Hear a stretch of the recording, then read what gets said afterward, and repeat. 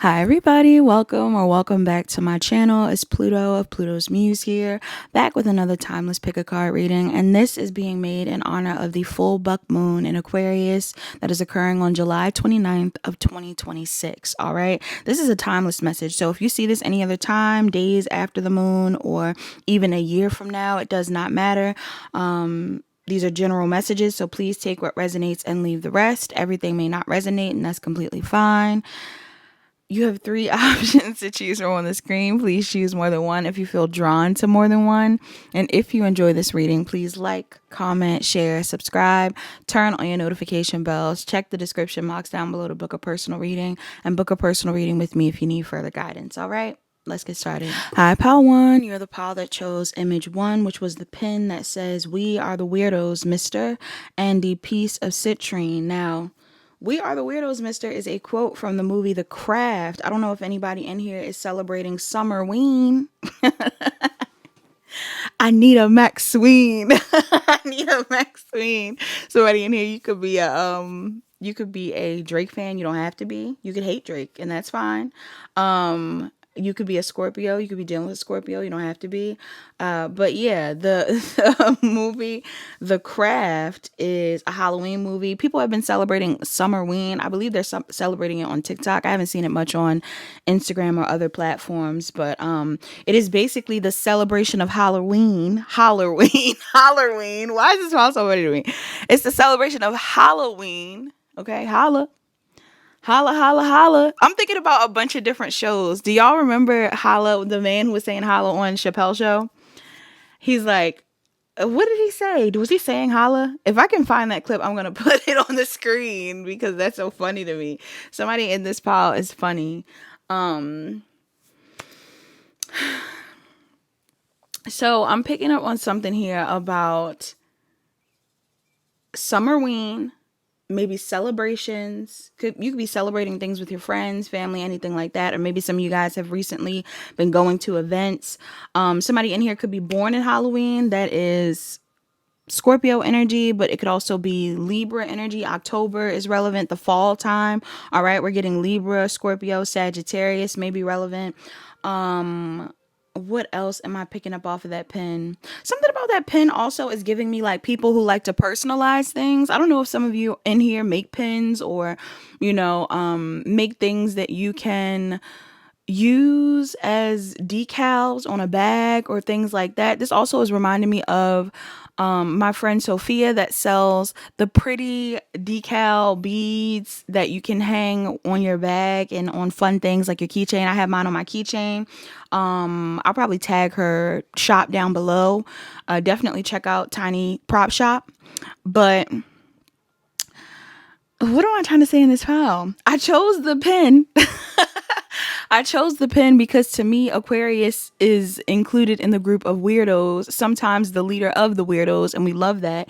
If any of you have 11th house placements or you have Aquarius placements, you definitely resonate with that. Yeah, but also there's an energy here of community with that quote. Me thinking about The Craft. If you haven't seen The Craft, you may want to watch it. If the themes of that movie come up in the reading, we'll talk about it as well.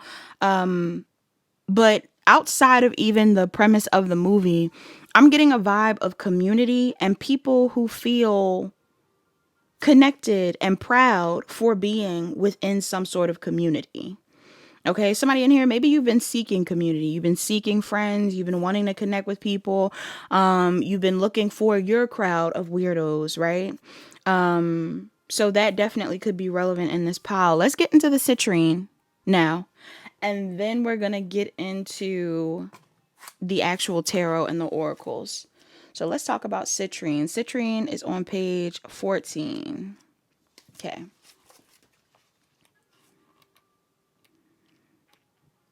So citrine says, nicknamed the merchant stone, citrine is thought to attract wealth and success and inspire creativity. Excuse me, I burped. It says golden yellow. Citrine is most commonly golden yellow in color, but its shade can vary from pale yellow or brownish red. It's good for creativity. Struggling creatives may find inspiration with this stone and potentially even success. Okay? a little excerpt on this page says power and passion. Citrine stimulates the solar plexus chakra and sacral chakra, making it an all-around great crystal for any struggling creatives. The solar plexus is where we gain strength and power, and the sacral chakra is responsible for passion and creativity. All right, some of you guys are either working on your sacral chakra and your solar plexus, maybe trying to strengthen those parts of your body. That is your erogenous zone. So your your P or V or anything like that. I don't know exactly what to call it. It's just your erogenous zone. And then others of you, you could be strengthening your stomach, your gut. You could be focused on gut health, things like that. Somebody in here, you could even be on your period, Paul One. That could be a thing. You also have bright origins. It says the name citrine comes from the old French word for lemon, referring to the crystal's wonderfully vibrant color. Before 1556, that may be a relevant angel number for someone, citrine was simply known as yellow quartz. Now it goes by several names, including the merchant stone, the money stone, and the sunshine stone. Oh, that's nice. When I think about the sunshine stone, I also think about the sunshine state that is Florida. All right, somebody in here, you could be from Florida. You don't have to be. I'm also seeing another excerpt that says Emperor's Choice. All right, somebody in here could be an Aries. You don't have to be. It says Emperor's Choice.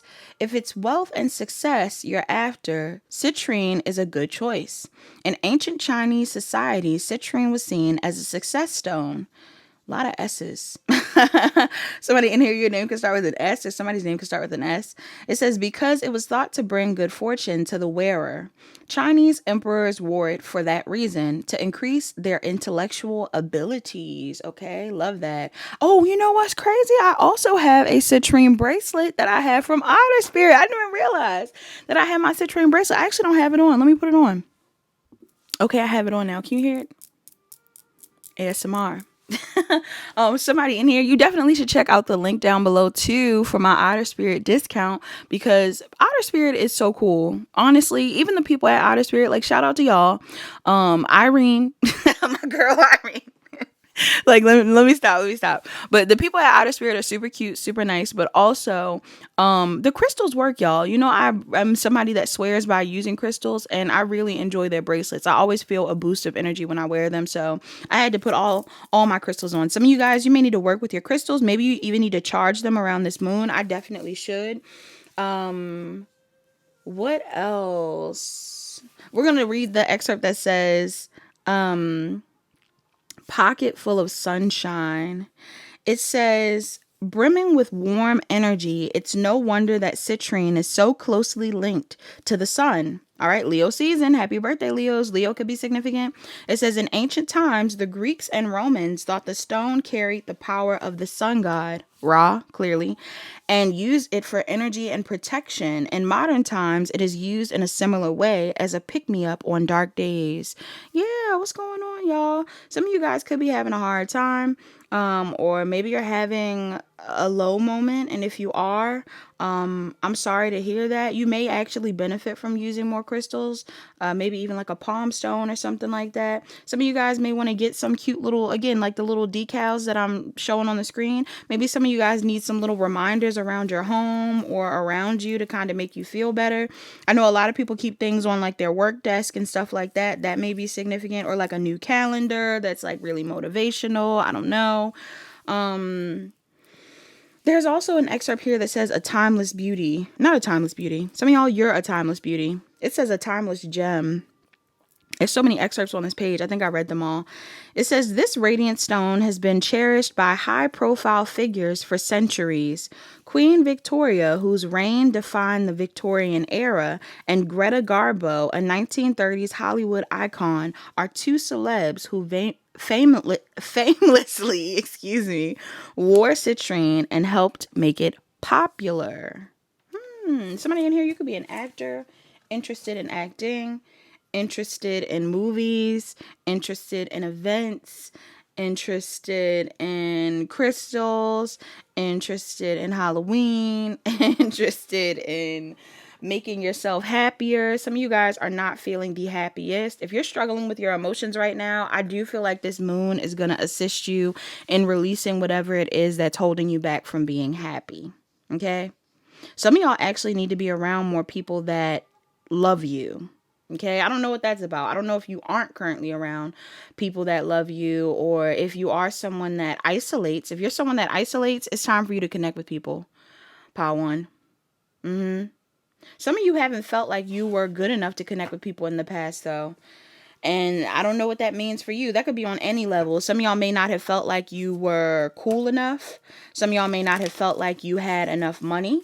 Some of you may have felt like you weren't, pretty enough. I don't know. I don't know what that's about. Some of y'all may have felt like you weren't popular enough. Maybe you've been comparing yourself to a lot of people by one. All right. But somebody may have an epiphany around this moon that is going to help them take a risk on something or someone, or in a certain arena or within a certain community, that will help you shift your current reality. All right. Give me a second. I'm going to shuffle off camera and then I'm going to read the cards.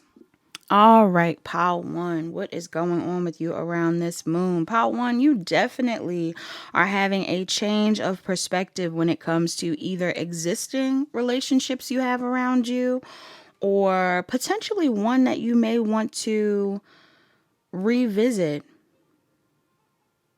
It's almost giving me the vibe that some of you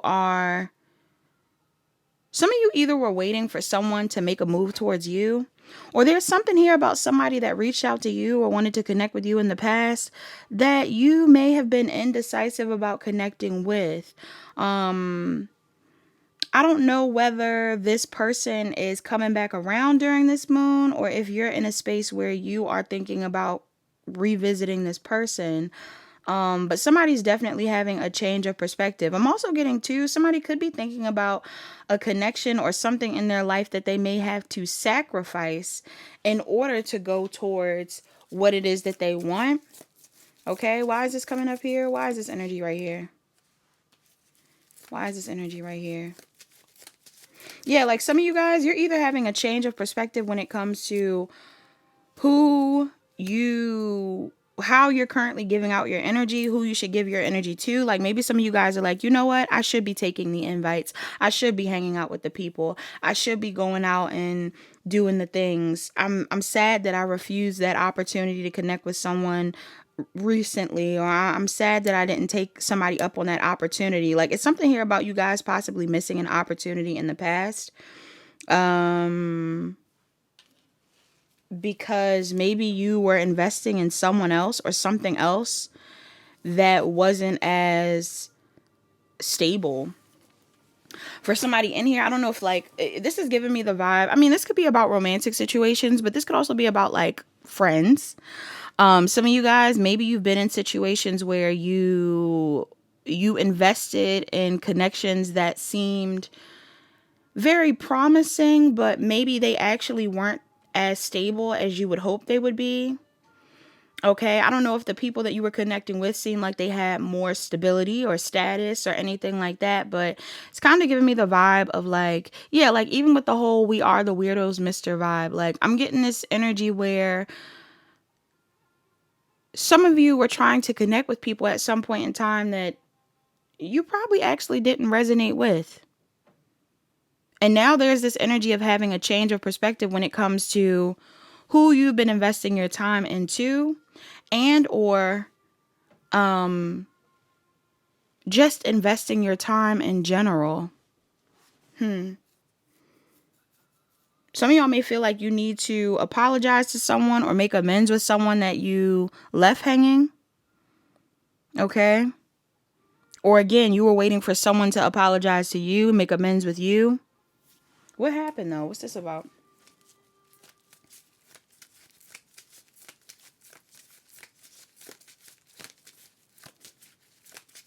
Why is this here?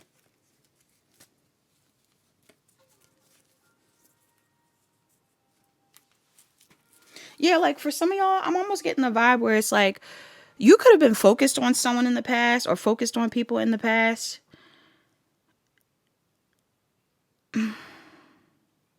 Okay, I'm getting more than one scenario. For a group of you, some of y'all at some point were focused on people in the past that weren't as focused on you. I'm getting the energy of someone investing in people that you may have viewed as valuable. Maybe they had a lot of money. Maybe they were really attractive. Again, this could be friends, lovers. It really doesn't matter. Some of y'all were investing in people. Could have even been like you were investing in past people. Some of you could have been investing in people that you felt like, or new people. Take it how it resonates. Only you'll know. Either you were investing in past people, newer people, people that you viewed as valuable for some reason. And in the process of you pursuing these people, you could have been ignoring or avoiding somebody else.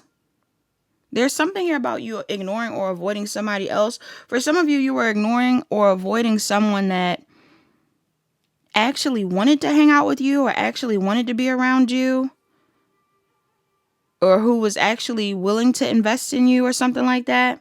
But there's this vibe in the reading where like now you're reflecting on that and somebody's having regrets. I'm seeing somebody regret the energy that they put into another situation. For others of you, I'm picking up on a vibe where some of y'all are ready to connect with new people, ready to invest in new people, maybe ready to go to new places, things like that. But you hesitate because you're either waiting on someone from the past that you are hoping will be upset that you're moving forward, or you know you have people from the past, friends, whoever it is, people in your energy that probably would be upset. These are people that would probably be upset if you were to connect with new people. Or to connect with a specific person. Maybe there's somebody that you should be connecting with and you know that there will be someone that would be mad at you about it. Yeah, for a lot of you, Major Arcana, if this is Power One's energy. Major Arcana, if Power One is this energy. For a lot of you, you seem to be closed off. You're having these epiphanies on your own. Maybe you feel like it's time for you to connect with new people. You're focused on yourself, different things like that. Some of you have somebody in your space that is wanting to talk to you. I feel like you're focused on yourself. You're figuring out what you want to do. You could be avoiding someone. Who's Power One avoiding? Or what are they avoiding? Drama, maybe? Yeah. The judgment of other people. Some of y'all may feel like the people outside of you are judging you. Could be family. Could be old friends from the past. Some of you guys are ready to do something new. Connect with new people. Maybe even focus on yourself until you align with the right people. Because you're trying to avoid the judgment of others. I do feel like there's somebody that's judging you. There's somebody in your energy that could potentially be trying to get your attention. Or there's something here about this person rejecting you in the past, making you feel rejected. This is a weird energy.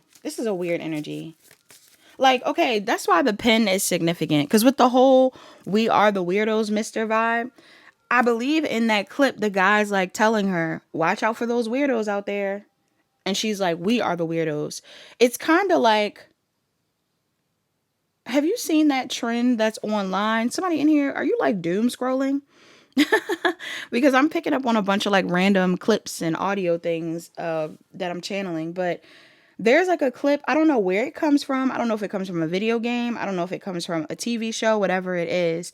But the guy's like, there's two people who are talking to each other. And the guy's like, you didn't tell me that that person was from the underworld or like the undercity, like undercity. I don't know. Hold on. Let me look it up.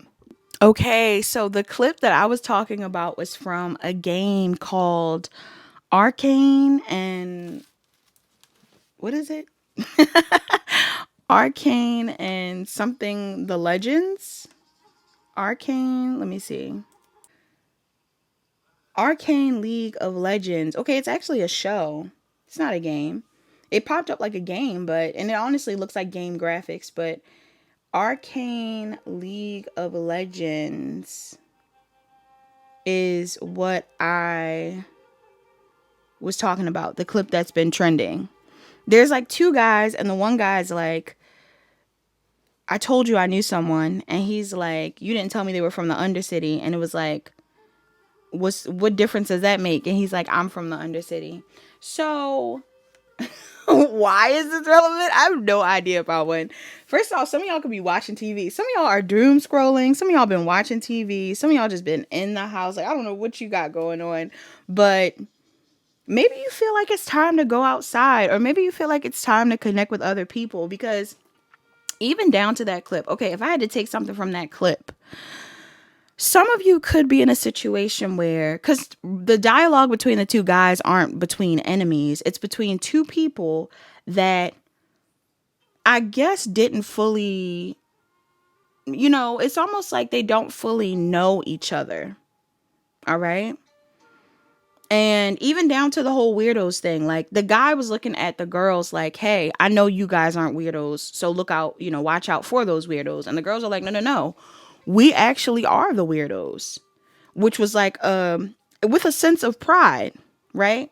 So the one thing that the man is demonizing, they view as a plus. Same thing with the other clip. The guy is like, hey, you didn't tell me that that person was from this place. And he's like, what difference does that make? And he's like, I don't like that place, or that, like, that's a bad place. And he's like, I'm from that place. What's that about, y'all? Is there somebody that's discriminating you? Like, have y'all experienced discrimination? Have you experienced judgment? Maybe some of you were connecting with people in the past that you thought you would have been cool with, but what you didn't know was that those people actually didn't like certain things about you, or maybe would have judged you for things. Maybe you already know this. Some of y'all already know this. Some of y'all already know that whatever someone is complaining about you for, it's like, or other people for, it's like, that's who you are. Something weird. Like, I feel like the people that you're moving away from, whether it's family or a lover or friends, old friends, or even new friends, I feel like the people that you're moving away from are people that you feel don't fully align or understand who you are. These could actually be people who are burdened by your solitude. Like, maybe these are people that are judgmental of people who like to be on their own, or who like to watch certain shows or play games or whatever it is. And it's like,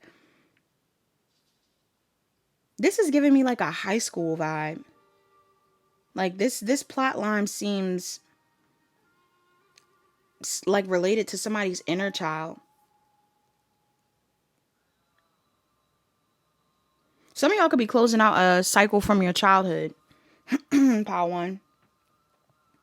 And I feel like it has to do with you rejecting yourself.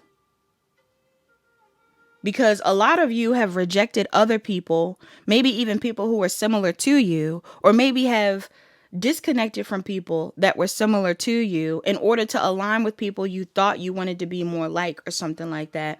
There's something here about somebody like connecting with people that they thought they were like, or thought they wanted to be more like, and then realizing like, no, I actually am like those people. This doesn't have to just do with past people, though. For some of you, this could be in regards to your family. I don't know if some of you are very connected to your family, and maybe you felt like, oh, well, I fit in with my family. I'm supposed to be with my family. But then, like, the more that you start to grow and evolve and change, you're realizing, like, the things that my family don't like, or the people that my family don't like, are actually who I am. Or the things that my old friend group didn't like, or the people that my old friend group didn't like, is actually who I am. This could also be, again, in regards to a new group of people. If this is about a new group of people, some of y'all could have been leaving out someone that you used to feel connected to, or people that you used to be connected to, for new people. And in the process of you connecting with these new people, you might have realized like, oh, you guys don't like this type of stuff. You don't like these type of people. And they're like, yeah. And then you're like, that's crazy, because that's exactly who I am. I don't know. I'm just getting a weird vibe in this pile that somebody is looking over their It feels like someone's looking at their past, but I feel like it's more so a thing where someone's looking at their future. And the future that you're looking towards, for some reason, is giving you anxiety. Why is this? Some of y'all have anxiety around your future. Why is this?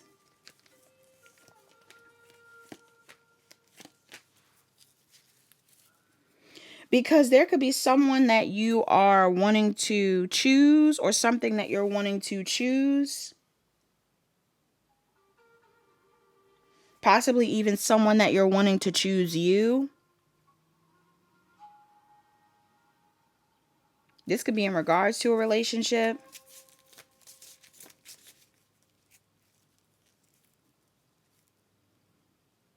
It feels like you have a choice. Pile 1.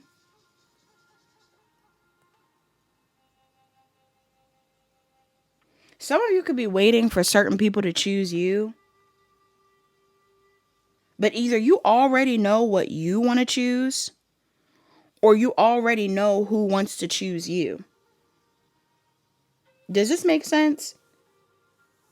Somebody in here, you've been waiting to feel included, or you've been looking for your soul tribe, or you've been trying to figure out exactly where it is you belong. And maybe there's people that you've been hoping would choose you, or maybe there's certain people that you've been, like, I'm really getting that you've been waiting to be chosen.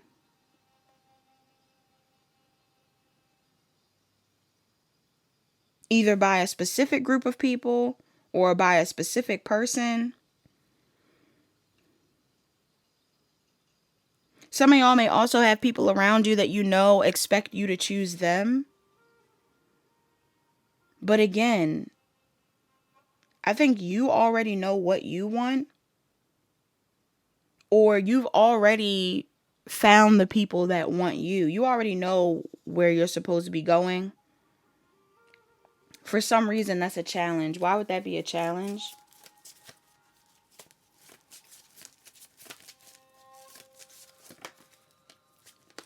I don't know. I feel like it causes you stress to think about where you want to go or who you want to choose.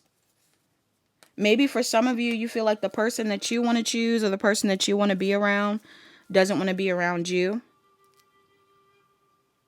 Or, this is so messy. Like, what the hell is this reading doing?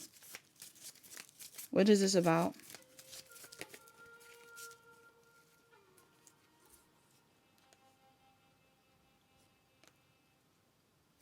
Some of you are also concerned because in order for you to go towards what you want, it would require you to do your own thing. You would have to separate yourself. You would have to be on your own.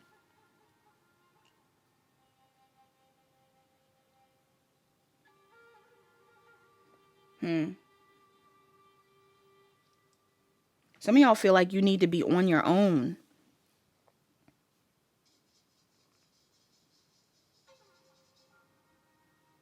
First.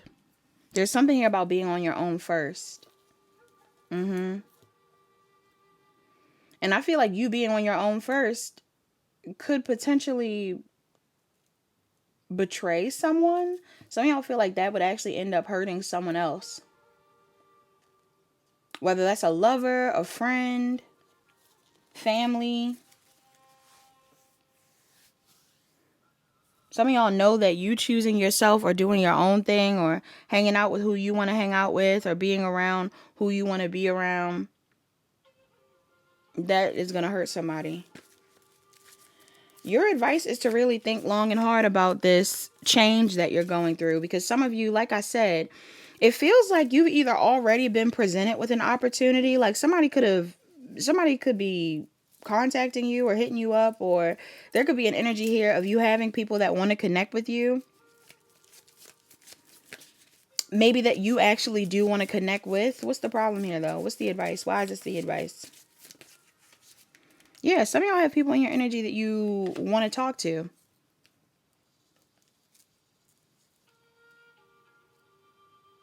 Major Arcana, if Pile 1 would have to reach out to them.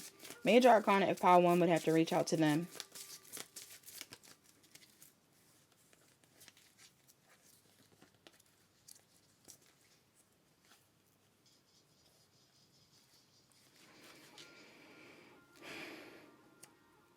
For most of you, no. I feel like this person has either already reached out to you,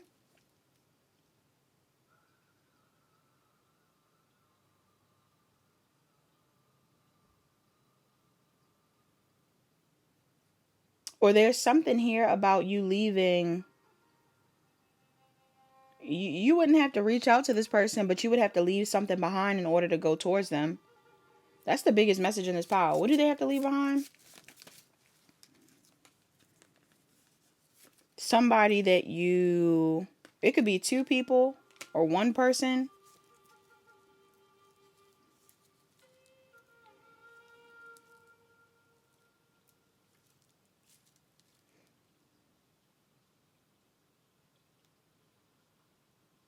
I feel like whoever it is that you feel like you would be leaving behind, there's either a part of you that both loves and like dislikes this person. Like there's something here about this person being both cold and kind. Or there's two people. There's two people here. It's like, I don't know if this is like parents or what. It's giving me the vibe of like a parent vibe, low key. They don't have to be parents, but for some of you, it kind of feels like there's two people you be leaving behind, but one of these people you have a soft spot for. The other person, that's probably the person that's judging you. Somebody in your energy is judgmental. What's one more piece of advice for pile one? We gotta close out this reading. It's too much. One more piece of advice.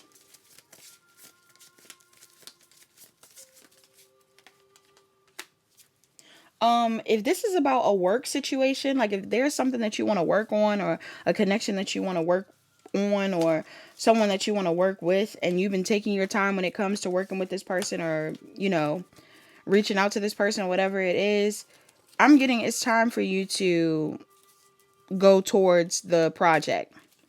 Okay, whether that's with the person you want to build something with or alone, there's something here about you needing to work towards a project. For some of you, the couple or the two people that I was picking up on may not even be a parent situation. Like maybe somebody has a partner that like one of you like your friend, but you don't like their partner, or something like that. Like I'm getting a weird vibe. There's something here about two people that you could feel like you need to disconnect from.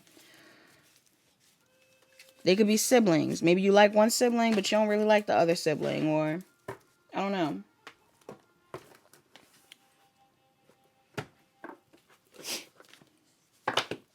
What messages do we have for the people in this reading in pile one? I'm getting it's time to go towards a project, though. Or go towards whatever it is you feel like you're meant to be working on. Work on the thing. Work on the connection. Whatever it is. Yes. You have Mawu Lisa, balance. Mawu Lisa, balance. It says, Mawu Lisa, balance. Center your energy. Seek harmony and cooperation. Mawu Lisa is a supreme being with origins in ancient West African kingdom of Dahomey, in the ancient West African kingdom of Dahomey, and I just bit my tongue, and is neither male nor female. Somebody could be a Gemini. I'm thinking about Steve Lacy. Dahomean legends say that in the beginning of everything, there was Mawu Lisa, who has two faces. Mawu, a woman, is the female side of God, and her eyes are the moon. Lisa is the male side of God, and his eyes are the sun. This androgynous deity reminds us that balance is a central principle of the universe. Take a deep breath and come back to center. You may be feeling scattered, pulled in every direction. Visualize your energies being gathered back to you. You need peace and personal balance. Stabilizing your energy is a priority to avoid becoming overwhelmed or burned out. Mawu Lisa represents equilibrium, moderation, and peacekeeping.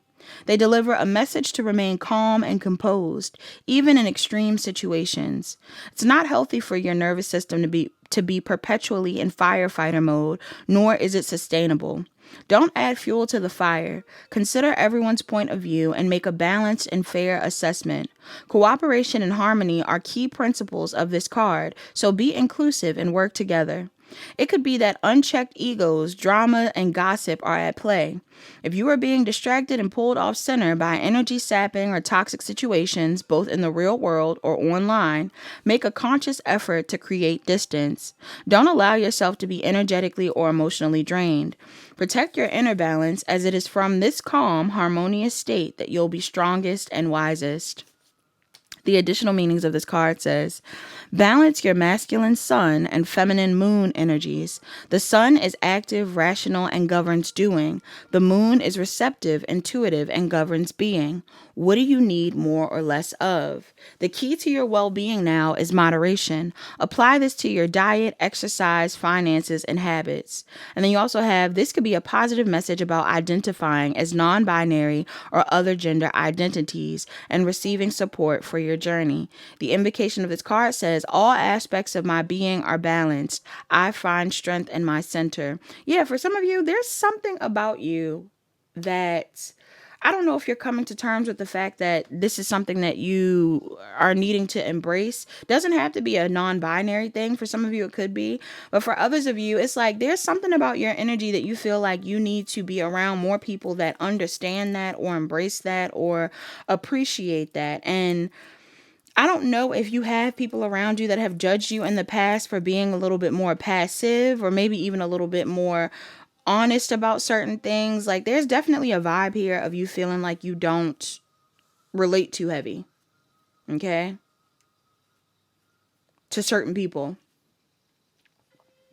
And maybe there are people in your energy that want to connect with you or that want to work with you, or, you know, like, I'm getting that you're very unique.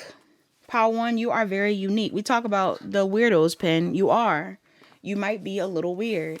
And my biggest advice for people who feel like they don't fit in is be authentic. Because when you're authentic, you truly do align with the people you're meant to be around. If you're putting on a mask, if you're putting on certain airs, you know, you don't have to tell people your full business. You can still maintain a sense of privacy. But I'm getting, when it comes to your personality or who you are, there's a need to be honest with people, because you don't always align. You'll never align with the people that truly understand or appreciate or respect you if you don't fully understand, appreciate, and respect yourself. All right. If you're not fully loving yourself or, you know, accepting yourself for who you are, it's very likely that people will judge you for wearing a mask. And you probably are judging other people for wearing a mask. You're like, you're not that nice. And they're judging you because there's also a mask that you're wearing. If you've been coming into contact with fake people, it might be a sign that you could be acting fake. And I don't mean fake like you're not a good friend. I mean, like, maybe some of you guys are meeting people and you're like, oh man, that person's not as nice as they come off online. Some of y'all, how do you come off? How are you showing up online? Are you being authentic? You know, oh man, this person's not as flashy as they act like they are. You know, okay, well, what area of life are you not being authentic? Because something about that situation was meant to come together so that you would be able to, it's almost like they needed to mirror you so you could see yourself. Okay. And now that you see yourself, or now that you see who you are, who do you want to be? Like, who do you genuinely want to be? Not a mask that you want to wear. What version of yourself are you wanting to show up as in the world? What version of yourself are you hoping will be accepted? Because it's time for you to be in that energy. All right. It might be time for you to work on a project or something that will help you also come off as your most authentic self. Or not even just come off that way, but will help you embrace your authenticity. Soul's journey messages. You have gratitude. I'm thankful for this life and the opportunities that it presents. Yes. Some of y'all, you've been having all kinds of situations that probably have been bringing you down. Maybe you've been feeling rejected by people. Maybe you haven't been feeling celebrated or supported or anything like that. But I honestly am getting a vibe that there's a need for you to be grateful for the fact that you were able to learn from those experiences. But because you probably wouldn't have the wisdom that you have today if you didn't encounter those people or those things. You also have blame. I accept responsibility for my well-being. Yes. It's an accountability game in this pile. Some of y'all, who are we holding accountable? Who do we blame? You know, have you rejected people in the past that you feel like you probably should have embraced? Have you been someone that ignored connections when people were trying to embrace you? You know, it's like, are you someone that didn't take action on people or situations that you felt like probably would have been something that would have made you happy? Like, it's a lot of different energy in this pile. Have you delayed yourself? You know? Bottom of the deck, you have death. I am learning that endings are merely beginnings. Yeah. It's time to change. Something's changing. You changed. Something is changing. It's time for you to change. It's time for you to embrace the ending of something. You have a love oracle that came out. It says, balance. Love is not always about agreeing just for the sake of it. A great relationship is one that both supports and challenges you. Maybe some of you were rejecting people in the past that challenged you, made you feel challenged. Okay? Or there's something here about you realizing that relationships need balance. And I feel like balance on both ends. There's a group of you in this pile that have been judgmental and maybe felt like you needed to move away from certain people because you didn't fully understand them. And then there's another group of people that needed to stop conforming to other people as much. Yeah, some of y'all could be a little judgmental. Others of you could be people pleasers. And you're trying to break out of aiming to please people all the time. There's nothing wrong with pleasing people, but I'm getting something here about like rejecting yourself in the process. Bottom of the deck, you have look deep within your heart and you will feel my love. My love for you is as deep as the ocean. I don't know what that's about. Some of y'all, maybe this is about a love situation.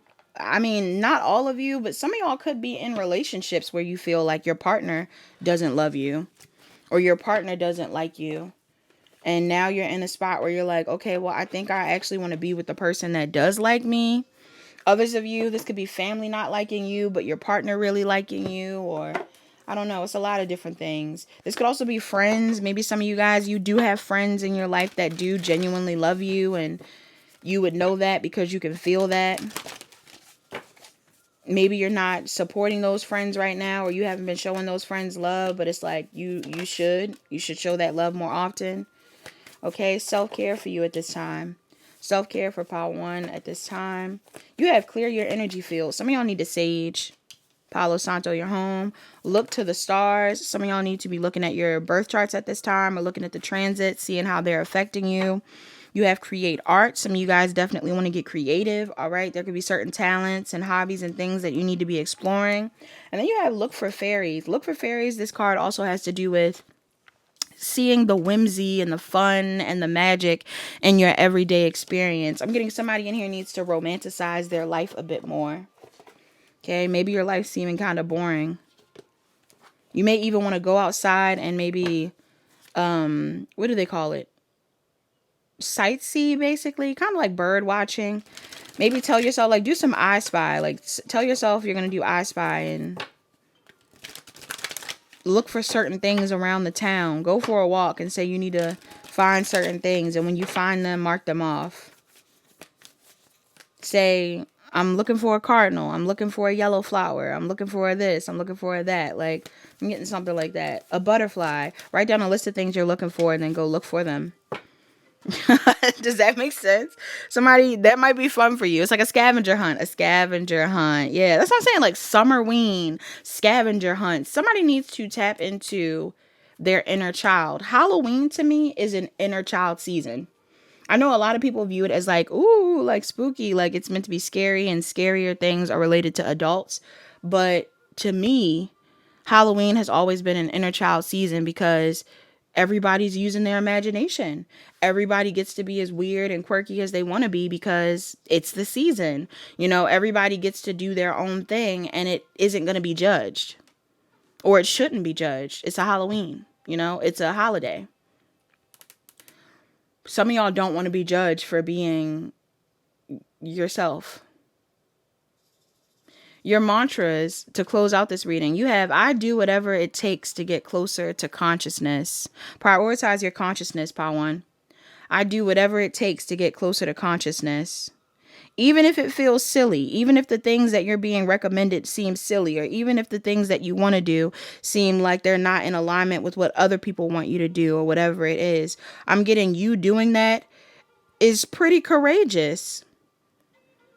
In a world where people are wearing masks, it's pretty rare and bold of you to be authentic. So be authentic. Even if it makes other people uncomfortable. Some of y'all need to weed out the people you shouldn't be around anymore. Or you already know who you shouldn't be around. It's time for you to just move forward. You also have, I always trust the direction of the universe and know I'm being guided. I always trust the direction of the universe and know I'm being guided. Owls and dragonflies could be significant. All right. That is the end of pile 1. Please like, comment, share, and subscribe. Turn on your notification bells. Check the description box down below to book a personal reading. Book a personal reading if you need further guidance. Hi, pile 2. You're the pile that chose the blue matte vase and the ruby. All right. The blue matte vase is from Pinterest. And I honestly cannot remember whose blue matte vase that was. Hold on, give me a second and I'll look it up. Okay, it was an amphora vase. I believe it's just amphora. Yes, it's an amphora vase from Claude Home. This was a picture from Pinterest that I used. And the description says, the ancient exotic origin of pottery evokes emotions and classic ambiance, reflecting both a stylish aesthetic and a sense of heritage. Experience all of these with the amphora vase. It looks like it might be like the numero, not the numero. Somebody could be Spanish. The Roman numeral 1. So it might be the amphora 1 vase. A delectably updated version of iconic stoneware. A two-handled design with a curvy body. Uh-oh. Somebody in here, you got a curvy body? Or somebody got a curvy body? A two-handled design with a curvy body calls for the velvety, vibrant cobalt color with a slight glaze. Waking up I'm trying not to laugh. That sounds so funny to me. Waking up a monotone or neutral space and creating a hybrid motif of old and new. Ooh. That's exactly what it gave. I love this description. I actually really like that description. It was a lot of, what do you call it? Like, what do they say?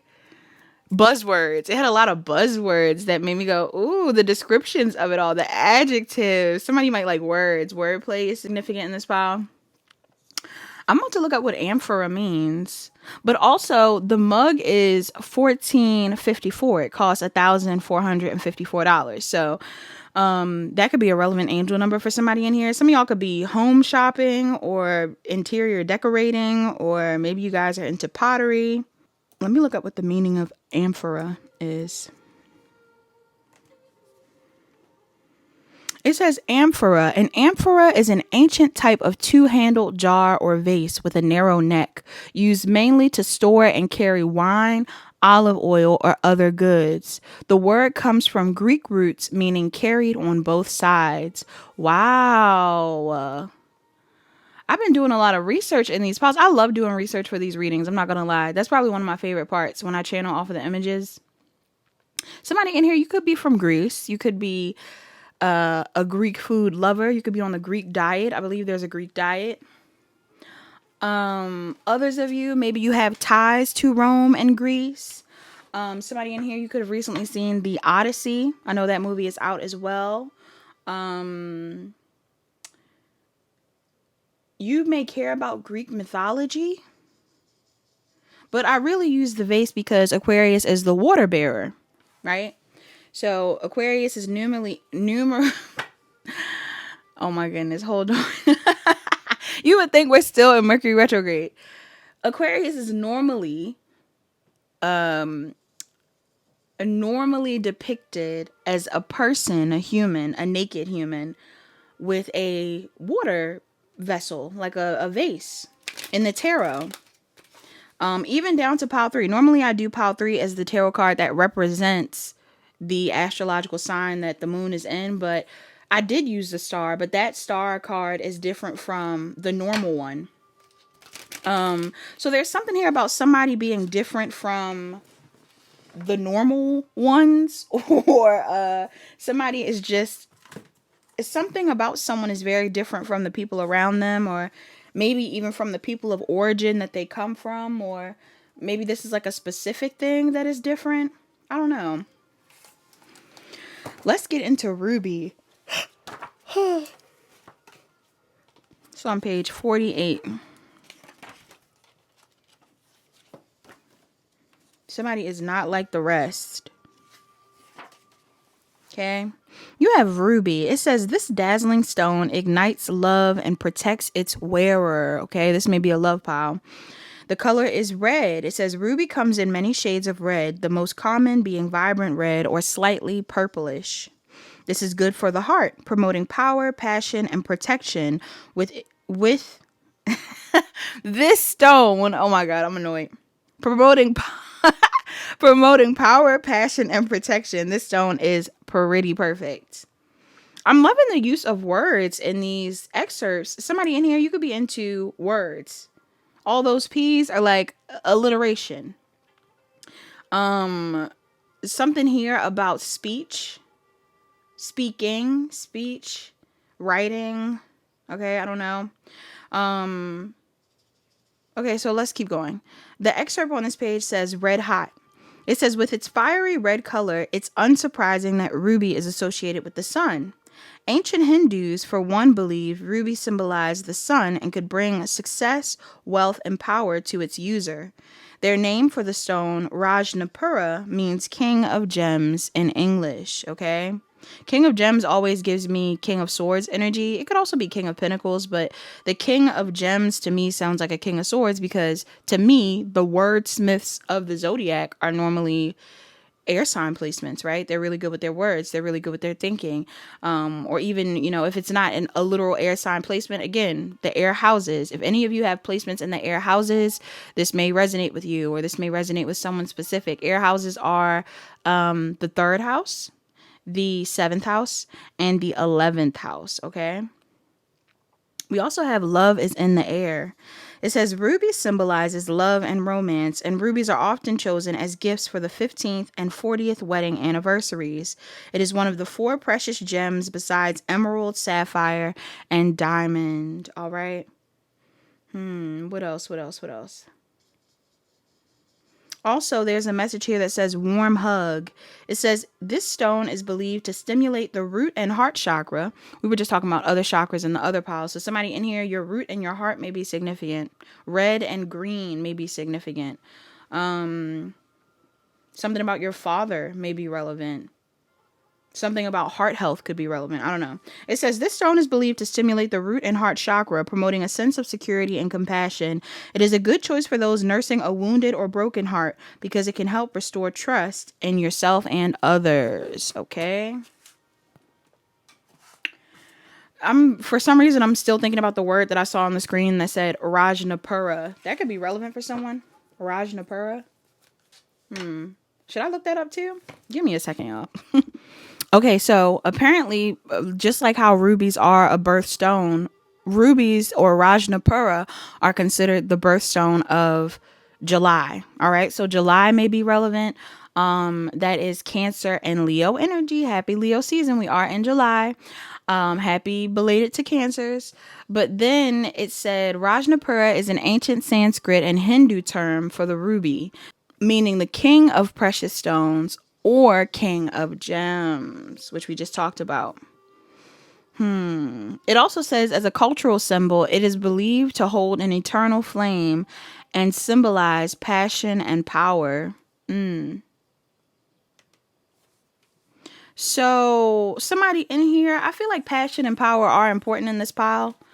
This could have to do with an actual relationship where there's some level of passion and power, or you're wanting to be passionate within this connection. Or there's something here about personal power, pile 2. A lot of you in this pile are focused on yourself, or you need to remember to focus on yourself. Because I feel like there's something that you're trying to call in. Some of you guys are trying to call in something, but in order for you to call that thing in, you need a moment of solitude, I guess. Somebody in this pile could be in the LGBTQ community. You don't have to be. Others of you, I'm getting something here about like seeking love on like a broader scale outside of your comfort zone. Something new but similar. Remember I said something was like the same but different? Something about that is significant. This could have to do with love interest. I'm going to shuffle off camera and then come back and tell you what I see. All right? Give me a second. All right. Pile 2. Why is this pile so funny to me? Somebody in here, you must be funny. Or something is just funny. Like, I don't know. I really don't know why. Even while I was shuffling, I'm like, why am I so tickled by these cards? Somebody in here also, I was hearing a new kind of love by, I want to say their name is Frou Frou. Imogen Heap is in that group. Somebody could be from the UK. They don't have to be. Pile 2. This pile is like, it's a lot going on. Pile 2, there are people. Okay, so I don't know if you're currently in a connection or if you're wanting to date or if you are wanting to align with someone, but you're having conflict with this person. There's an energy of conflict in this pile. And I think that's why your guys are kind of like focused on yourself right now, because there could be issues going on within a relationship that you have, whether it's platonic or romantic. There could be some sort of issues happening within a connection between you and someone else, but it feels like it's the result of evil eye, like external evil eye. You have people in your energy that don't want to see you come together with someone. Like there are people who are literally trying to keep you in a state of fear when it comes to either healing a connection with someone or just pursuing connections all together. There could be somebody in your energy that wants to date you or be with you long term even. Others of you, I'm getting there could be someone that you're interested in talking to. But again, there's like an air of fear in this pile. Somebody is afraid of connecting with someone. Yeah. I also feel like whoever it is that you're interested in, this person may know that you're interested in them, or this person may know that they should be connecting with you. But for some odd reason, they feel like you're closed off. It's not that it's odd. I feel like you just are closed off. Why is this coming up right here? Who is this evil eyeing them? Why is pile 2 getting evil eyed? Like, it's not one person evil eyeing you. You have a group of people even evil eyeing you. Excuse me. So some of y'all could be family that are evil eyeing you. It could be an ex-partner that's evil eyeing you. For some of you, it doesn't have to be a masculine, but it could be a masculine or a authority figure from your past. Somebody from your past is evil eyeing you. Could be an ex-lover. Could be a parent. Why is this person evil eyeing pile 2? Why is this person evil eyeing pile 2? Some of y'all have kids with this person. Or this person has kids. Or you are this person's kid. Because you're rejecting them. This person is evil eyeing you because you're rejecting them. I don't know if this person already reached out to you and tried to get your attention and you're not focused on them. Or if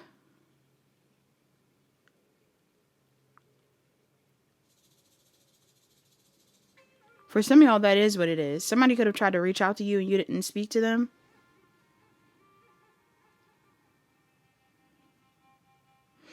Others of you, I'm getting something here where like, what is this vibe?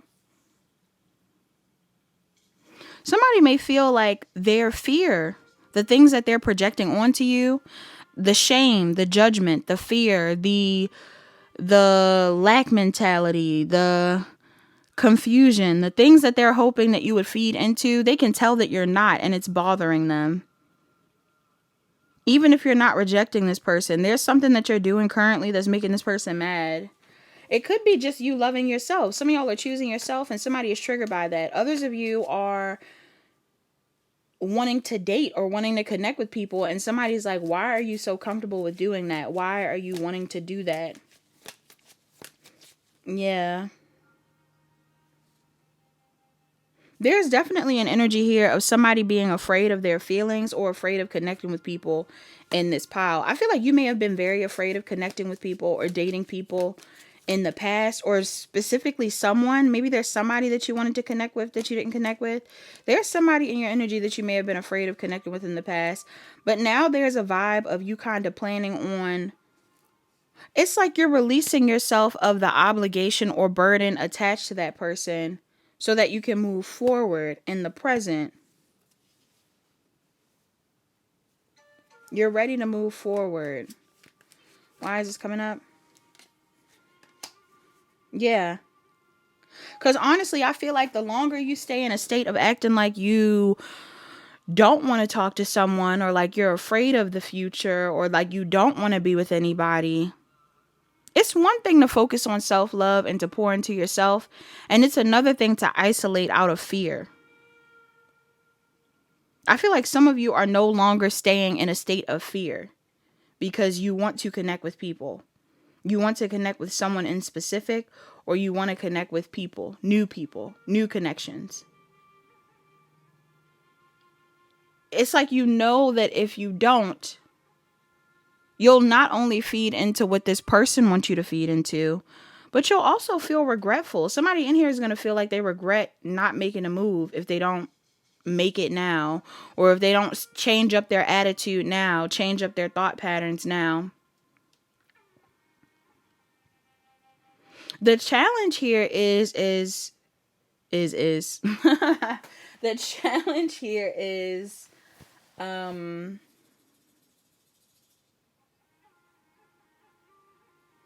somebody in here, you definitely, it's almost like damned if I do, damned if I don't. Some of y'all are afraid to be in a relationship, low key. Like a real committed relationship. Some of y'all are afraid to be in like a very committed, stable, long-term relationship. It's not that you're afraid. It's like there's a part of you that really wants that, really idealizes that, really desires that. But then there's another part of you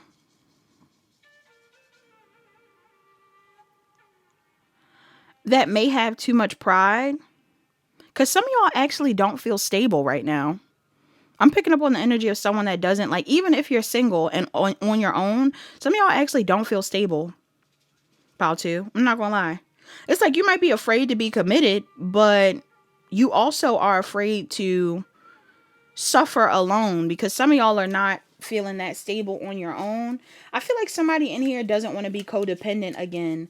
Like even the person that's evil eyeing you when it comes to you moving forward, I think this person was someone you were codependent on at one point in time, whether it was emotionally or financially or anything like that. Like some of you finally broke out of being codependent, but you also are,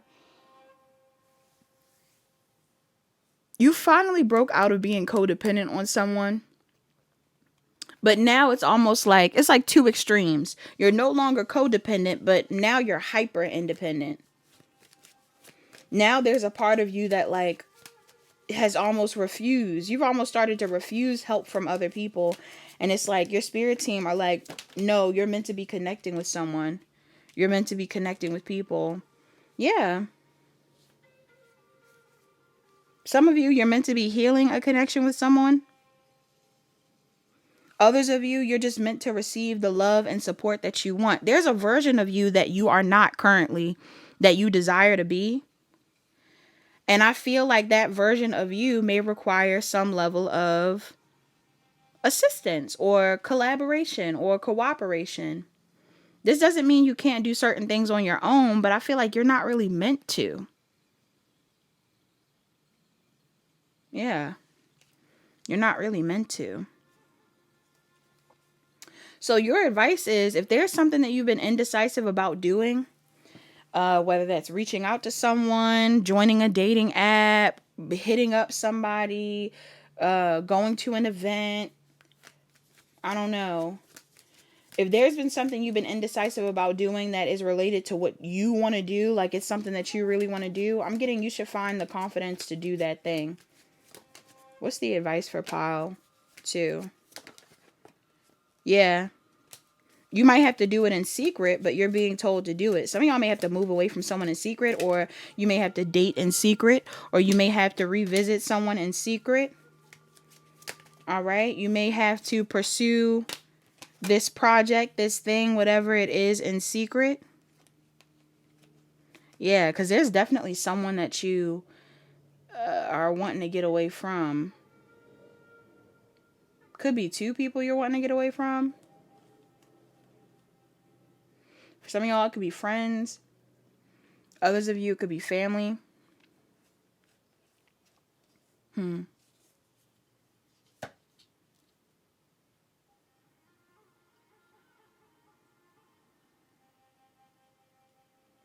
Yeah, some of you are being divinely guided to do something. What's this about? To balance something out.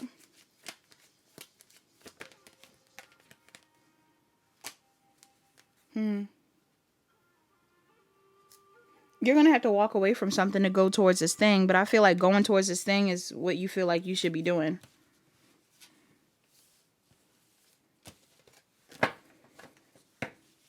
So I'm not sure what you would be leaving behind.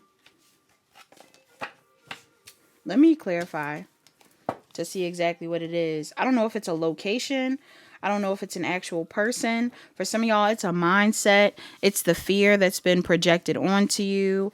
It is the trauma that someone tried to dump onto you. Somebody could have tried to traumatize you in a way where you wouldn't be open to connecting with someone.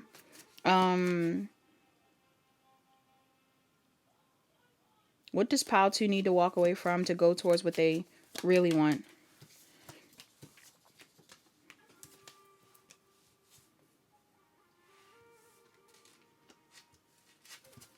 What does this mean? What does this mean? Ah, shoot.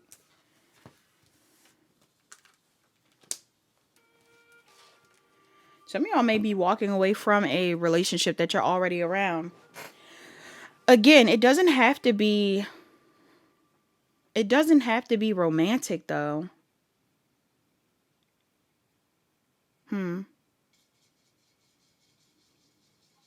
If it's not you walking away from a relationship, again, it's related to the fear of relationships. If you're not walking away from a physical, like maybe even the relationship you're walking away from is something from your past. Like emotionally, there's something that you're attached to from the past.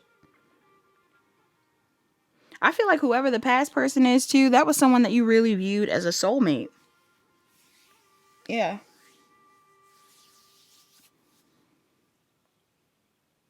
But maybe the connection didn't end well, or things, yeah. The connection didn't end well. Maybe you felt like you were supposed to be with that person. And again, like, I don't know. You have a card out here that says your commitment is being tested. What commitment is this? What commitment is being tested for pile? What commitment is this? For some of you, your commitment is being tested by either you are committed to your family, and your family or the vision of what you want for a family is being tested. Like maybe somebody is trying to tell you that your desire for a certain type of family dynamic or connection isn't possible. Or for some of y'all, your family is the one that is testing the commitment.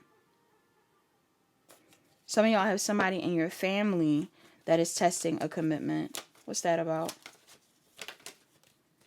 Yeah, like maybe somebody doesn't like your person or who you want to be around. Somebody doesn't like your person, or somebody just doesn't want to see you move forward.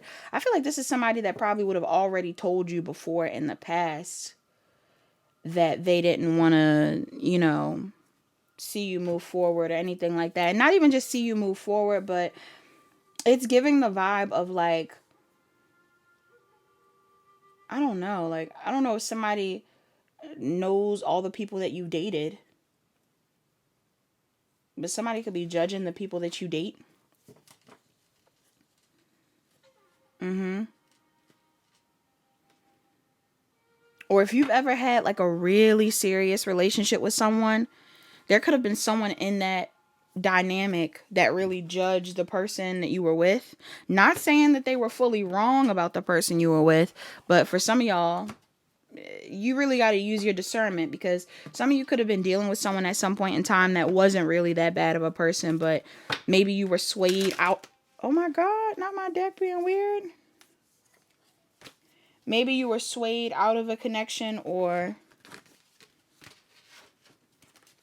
something broke down because, I don't know, y'all.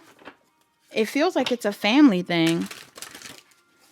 Either family or someone you view as family may not have liked someone that you actually, were meant to be with, or something like that. Or could have been with. Should have been with. That doesn't mean you need to hold on to that past person, but some of y'all need to recognize, like, if the past person's gone, but that person in your life is still operating as someone that's like, oh, I don't like them, I don't like that, I don't like this, da da da da. Use your discernment, because sometimes people are actually supportive, trying to help you out and support you when it comes to the connections you're in.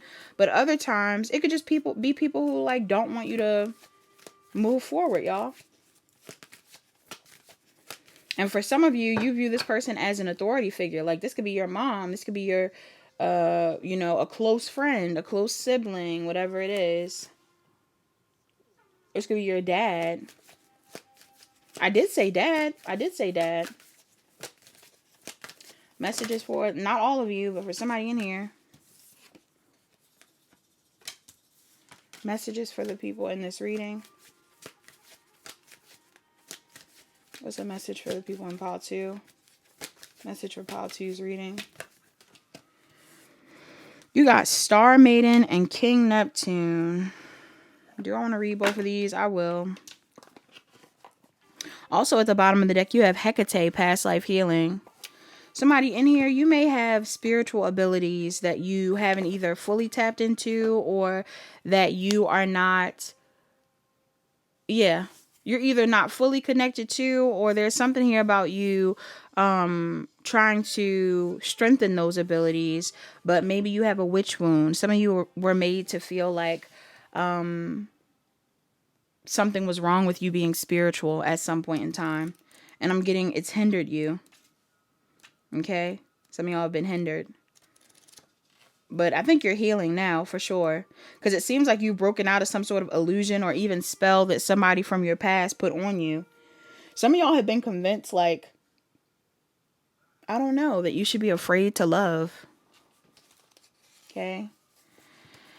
We have Star Maiden. I think I'm hearing the song by Lucky Day. Lucky Day.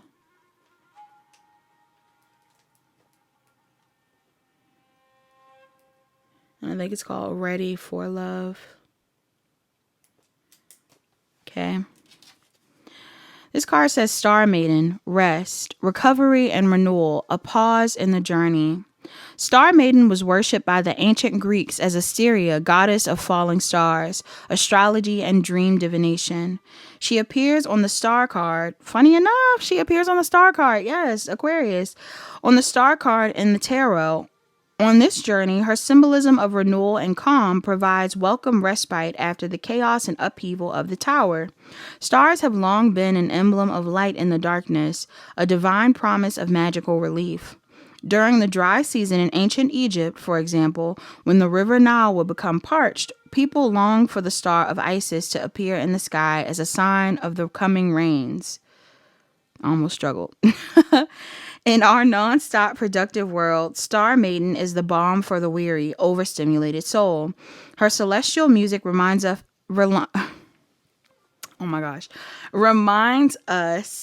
how much we need time to just be, to process and integrate the journey thus far, to hang out in the spaces, to relish the pauses between breaths.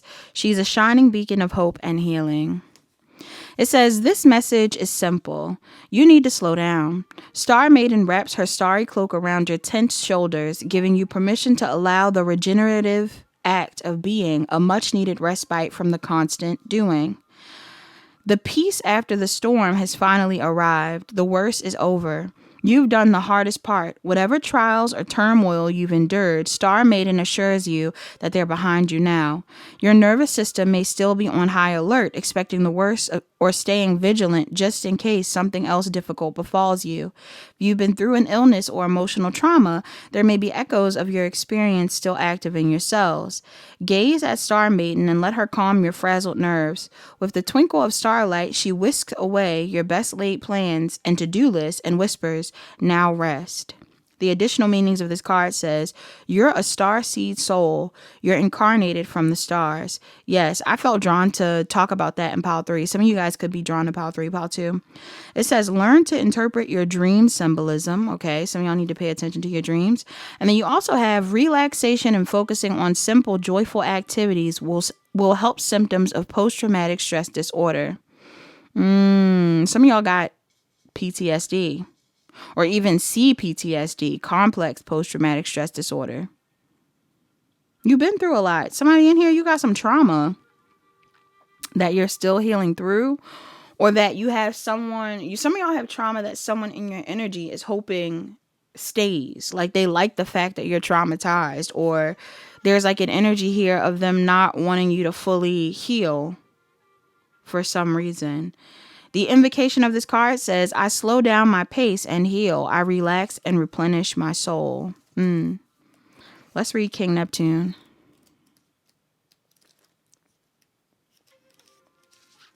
King Neptune.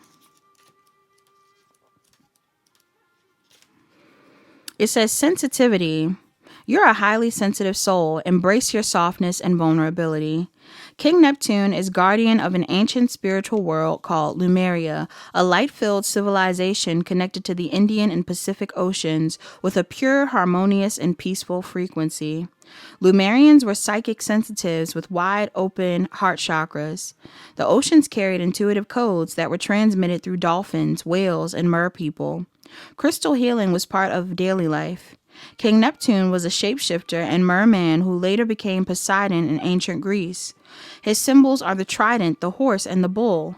He guides Lemurian lightworkers to fulfill their earthly missions. It says drawing this card confirms what you already know. You are incredibly sensitive, emotional. Oh my God. You are incredibly sensitive to emotional and psychic energies.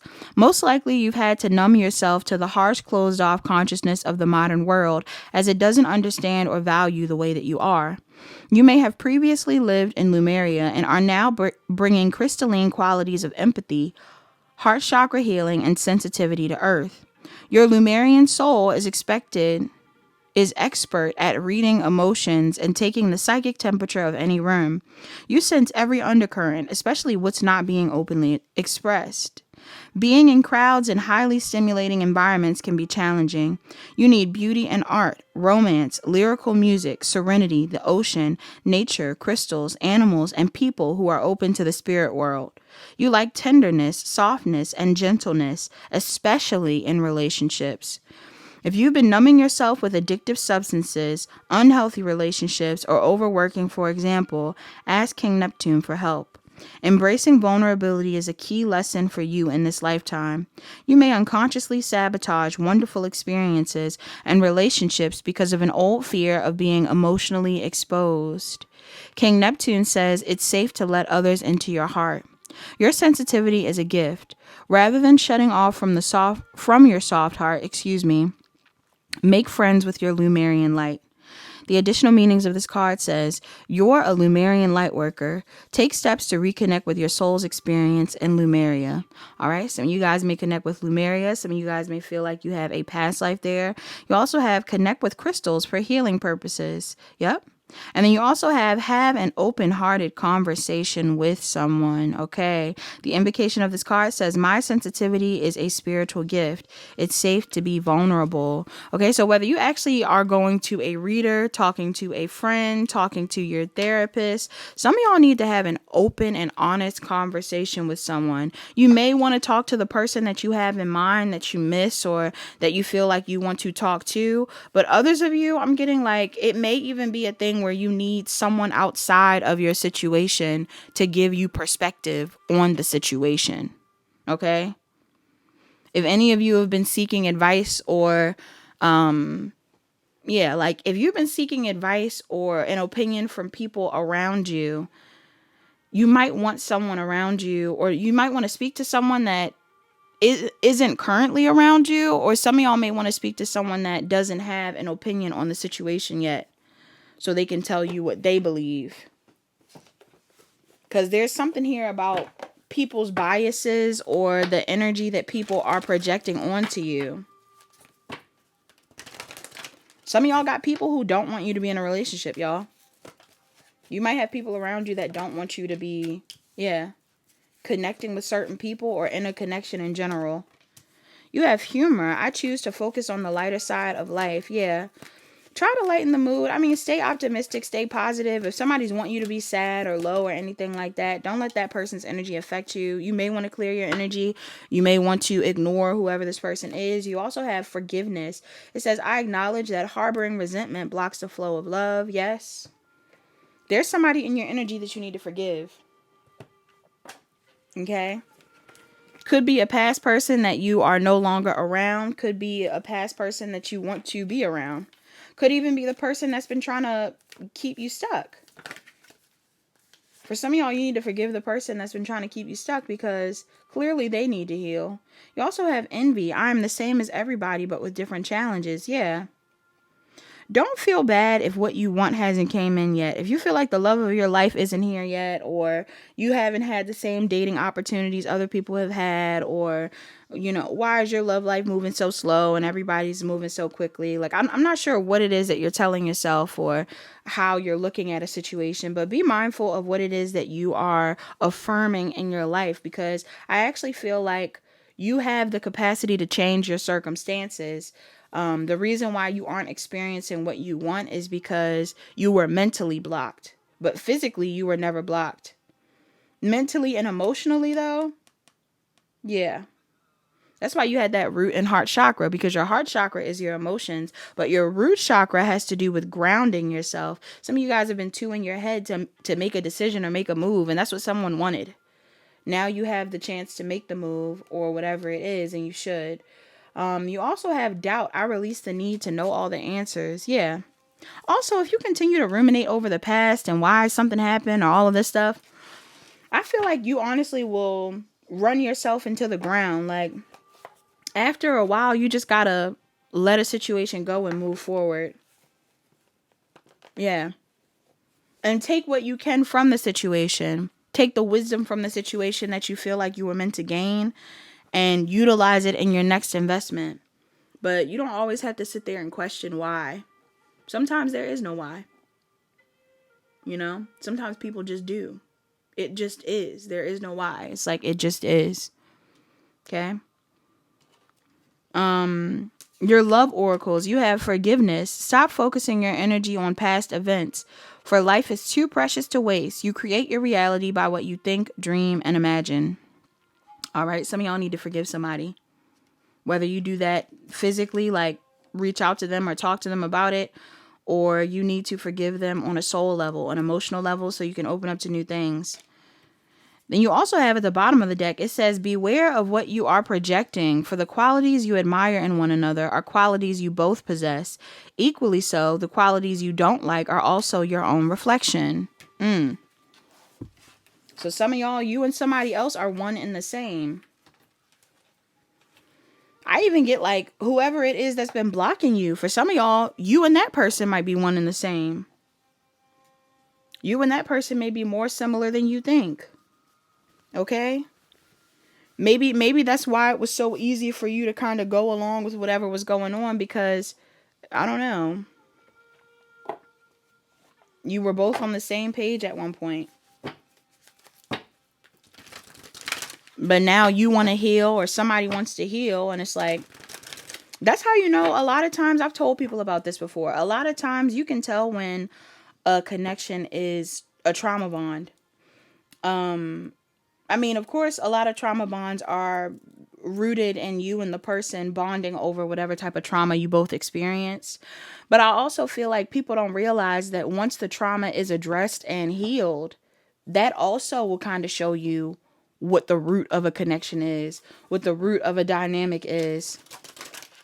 If somebody starts healing themselves and you no longer feel in alignment with them, it's probably because you guys aren't in alignment. If you become the healthiest version of yourself, or this person becomes the healthiest version of themselves, and you no longer like them, or y'all don't vibe anymore, or something like that, maybe a sign that the connection was just rooted in the trauma, or the lesson that was meant to be learned, excuse me. Yeah.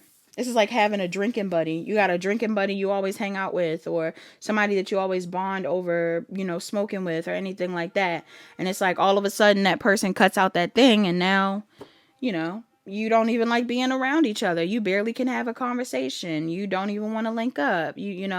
That really can tell you. Or let's say again, maybe you and another person were bonding over the fact that you both were in toxic relationships, or everything was bad in love, or you both were hating men, you hated women, and I hate them, and they're this and that, and da da da da. And then somebody out of the two of you realizes that no, you actually don't hate women, or you actually don't hate men, and you actually want to find a way to build a healthy relationship, or you just met someone new and you want to date them and all of this stuff. And if you start to realize that the person that you're talking to about this stuff is like not really feeling it, or they don't really align with that, or they're like projecting onto your connection because they still believe that love doesn't exist or it isn't real, that might not be your person no more, y'all. Might gotta get away from them. If your mother or your father has always told you that men ain't no good, or women ain't no good, or this type of person is bad and all of this stuff, and you believed it at one point in time, but now you don't because you met someone that disproved that theory, you and your parent may be trauma bonded. Especially if that's the root of your relationship. This actually just made me think about something as well. Major Arcana, if I should talk about it. Okay, I'll talk about it. I'm about to say, I wasn't going to talk about it at first, but because I have the mantras that I want to use to close out this reading, but there was, when I was growing up, right? My mom, love my mother dearly, but when I was growing up, my mother used to say this thing to us, and she basically would like let us know that if there's nothing else in the world that she's going to teach us, she's going to make sure we know how to survive, right? At the end of the day, like, we'll have really positive experiences and we may have really negative experiences, but regardless of what the experiences are, at the end of the day, she would teach us how to survive. And even though most people probably would hear that and go, wow, that's right. Like, show your kids how to survive. When times get hard, they need to know how to survive. If things ever get weird, they need to know how to survive. Everybody has a hard time. They need to know how to survive. The problem is, once I got older and started to learn the ins and outs of myself, and even healing that needs to be done as an adult just for me to reparent myself, I never knew that survival mode was a bad thing. I didn't know that until I started healing. And to think that I was raised by a mother that was like, if there's nothing else that I want to teach you, I'm going to teach you how to survive. I started to notice that there were times in life where I may have even felt comforted or comfortable in states of survival because it reminded me of my mom.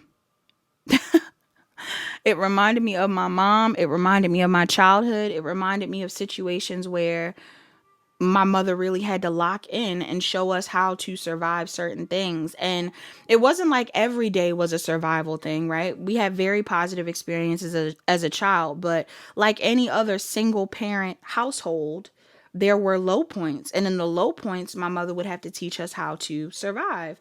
And I think now, as an adult that wants to live a healthy life and also have a healthy, regulated nervous system, I've had to break away from that mindset. And I almost feel bad because my mother's no longer here with me, but I almost feel bad because sometimes I'll think about her and I'll think about how she almost had to tell herself, like, at least I know how to survive. Like, this is something that I'm proud of. And it was something to be proud of. Like, she knew how to make a way. That was really positive. But the problem is that she probably should not have been put in a state of survival in the first place. You know? She didn't anticipate that. We didn't anticipate that. Nobody really wanted that. And as an adult now, I feel like in order to honor my mother, I try to make sure that I live a life that is sustainable for me and for my future and for my nervous system, so that I don't end up back in survival mode. And it's easier said than done. We aren't in positive. I mean, we aren't in the most positive of times. I don't want to say we aren't in positive times, but we aren't in the most positive of times when it comes to, the economy and things like that. However, there's always room for opportunity. And even though you may not be where you want to be right now, pile two, there is someone in the world that is thriving the way you want to thrive. So all it really takes for you to get there, personally, what I believe is true, all it really takes for you to get there is a change of mindset and focus. Wherever you choose to focus your energy, and you believing that what you want is possible will get you there. All right? There's nothing that isn't possible. And there's no need for you to stay stuck in a state of fear when you have the universe and God and your guides and your angels on your side. All right. Have faith in your future and your capability of achieving whatever it is you have in mind, whether that's a healthy relationship, healthier habits in your life, cutting addictions, things like that, or healing some form of trauma. Even if you just want to heal some trauma, it's possible. All right. You have two mantras that came up at the bottom of this deck. It says, my faith has the power to turn trauma into healing, conflict into growth, and fear into love. My faith has the power to turn trauma into healing, conflict into growth, and fear into love. Then you also have at the bottom of the deck, true healing occurs when I give myself permission to feel whatever feelings live below the triggers. True healing occurs when I give myself permission to feel whatever feelings live below the triggers. All right. That's all that I have in this pile. If you enjoyed this reading, please like, comment, share, and subscribe. Turn on your notification bells. Check the description box down below to book a personal reading. Book a personal reading if you need further guidance. Hi, pile 3. Last but not least, you are the pile that chose the Star card and the RHODOCHROSITE. All right. So the Star card, this is an interesting Star card. I wish I knew which deck this was from. It might have been like, I don't know. I think the card says Stella. I was going to say it might be from the Stella Tarot. I don't think it is. But this is another image that I found on Pinterest. And the imagery of this Star card is so interesting to me. I feel like it is symbolic of starseed energy for some reason. I'm getting starseed energy off of that. The people who were looking at the card on Pinterest with me were also saying stuff about like how they felt like something about the hands above. I believe the hands above to me look like God, right? Or your angels, but it really feels like God, like source energy, the universe are the hands. And then it kind of looks like somebody is either crushing the thing that's inside of their hands or like rubbing two pieces of something together. It's even giving me a little bit of like an egg, like cracking an egg, and you being the thing that comes out of the egg, or crushing the dirt or crushing the crystals. Some people said it was a diamond, crushing the diamond, and then all of a sudden you being born out of the diamond dust. Okay. Or the star dust. Even, it's giving me star seed energy. It's giving me angel, earth angel energy. It's giving me alien type of vibes. It's giving me, you are not from here, you're not from earth, people in this pile. You may be some sort of powerful spiritual person. Okay. Regardless of where you come from, you may be someone that likes to follow things related to the constellations. You know that how they have star groups. So some people say like they're Lyran, and some people say they come from Sirius and things like that. I feel like some of you guys could connect with that as well. Andromeda, I believe, is another star group. You may want to look into these things that may be relevant to you. Also, pile 3. I just realized in the process of ending pile 2 that I forgot to do self-care cards in pile 2. So if you're over here from pile 2, welcome back to welcome back to another pile. But also, we're going to talk about self-care in this pile. Maybe pile 2 is forgetting to do their self-care, needs to invest in self-care more, or maybe they don't. Maybe they don't need to focus on self-care. Maybe they need to focus on other people. I think so. I do think so. I think pile 2 has a lot to do with pouring more energy into other people. But pile 3, I feel like you may pour energy into other people, but you also definitely need to invest in self-care, because also something about that star card energy. So, you know, the star card is representative of Aquarian energy, but there's also something about the star card to me that just screams healer. Like it screams celebrity to some people, which it definitely can be. So some of you guys, maybe fame or being a celebrity or stardom is something that you are destined for, or are already in alignment with, excuse me. But others of you, whenever I see a star card come out in a reading, I immediately know that the person that I'm talking to is either very authentic, needs to become more authentic, or is a healer of some sort, or needs to become a healer, right? Needs to exercise that type of spiritual gift, needs to utilize that ability. Okay. So somebody in here, you might be a healer. You either already are one or you're meant to be one. Some of you, you're meant to be well known. Others of you, you are meant to be different. You're meant to shine. You're meant to stand out from the rest. And this is something that you should be embracing around this time. All right. So let's get into the rhodochrosite. Something about eggs and stuff like that could be significant as well, though. Diamonds, eggs. Even with the idea of the egg being cracked, I'm also getting an energy of birth. Okay, so somebody in here, you could be being reborn, or maybe you're in a phase where you want to be reborn. You're like, I'm tired of this old version of my life. I want a new beginning. Others of you have already gone through this, and it's like now you're in the phase of, you know, rising from whatever type of crack you experienced. Does this make sense? Does this make sense? Okay. Let's go to rhodochrosite. This is on page 62. Somebody could be 62. Somebody could also be born in 1962. I believe in 1962, the North Node was in Leo. That's the opposite of the current North Node. North Node in Aquarius is what we're currently in. South Node, Leo. So 1962, it was North Node, Leo. South Node, Aquarius. Something about mirroring energies or inverse energies, or needing to know the meaning of both energies so that you can understand the benefits of both, or the difference between the two. This is interesting. I don't know what your pile is supposed to be about, but okay. Okay, let's get into your crystal. You have rhodochrosite. It says related to self-love, forgiveness, and compassion. Rhodochrosite invites us to share for ourselves. Nope, not share for ourselves. Care for ourselves. Somebody in here, I'm definitely getting the vibe that you're meant to be sharing something. Maybe sharing a gift, sharing a talent, something like that. But it says rhodochrosite invites us to care for ourselves as well as those around us. Somebody in here also needs to know that sharing your gifts not only benefits other people, but it does benefit you. Okay?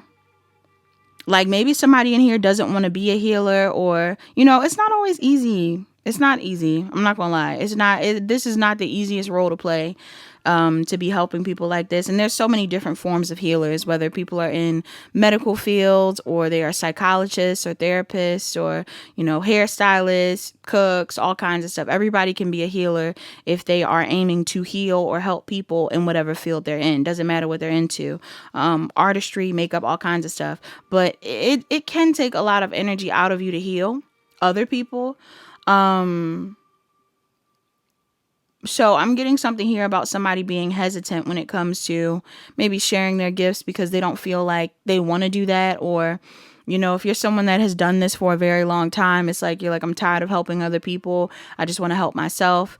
But there's a shift going on collectively, people in pile 3. And if I am speaking to another practitioner or someone that is, helping out people and healing other people in whatever way, shape, or form that is, know that it's appreciated. Know that everybody plays a significant role when it comes to how we move forward collectively. But also, if you really feel like you want to keep going, keep going. Okay, the star card also has to do with faith and hope. I feel like if you think things will get better, they will. Not just because you're being naive about it, but because we're moving into a time where community is going to be a focal point. And maybe some of you guys don't feel like you'll be supported in the process of you wanting to heal other people, or you'll be supported in the process of you pursuing your goals, or, you know, it almost feels like you could do anything. You could have any talent and be meant to pursue anything, pile 3. But if the intention is to help society and humanity heal, I think you'll be supported. As long as the intention is meant to help others heal, you will be supported during this North Node transit. I mean, at any time, of course, but during this transit in specific, yes. As long as you're not just doing it for the sake of being seen, or, you know, we talk about fame and things like that. And that's why I kind of was like, you know, I feel like I'm going on a tangent, and I am. But that's why I talked about the idea of the star card also being tied to stardom and fame and stuff like that. Yes, it is tied to stardom and fame. But when the card comes out for me, I don't immediately think of fame. I start to think of like figures within spirituality that are seen as healers.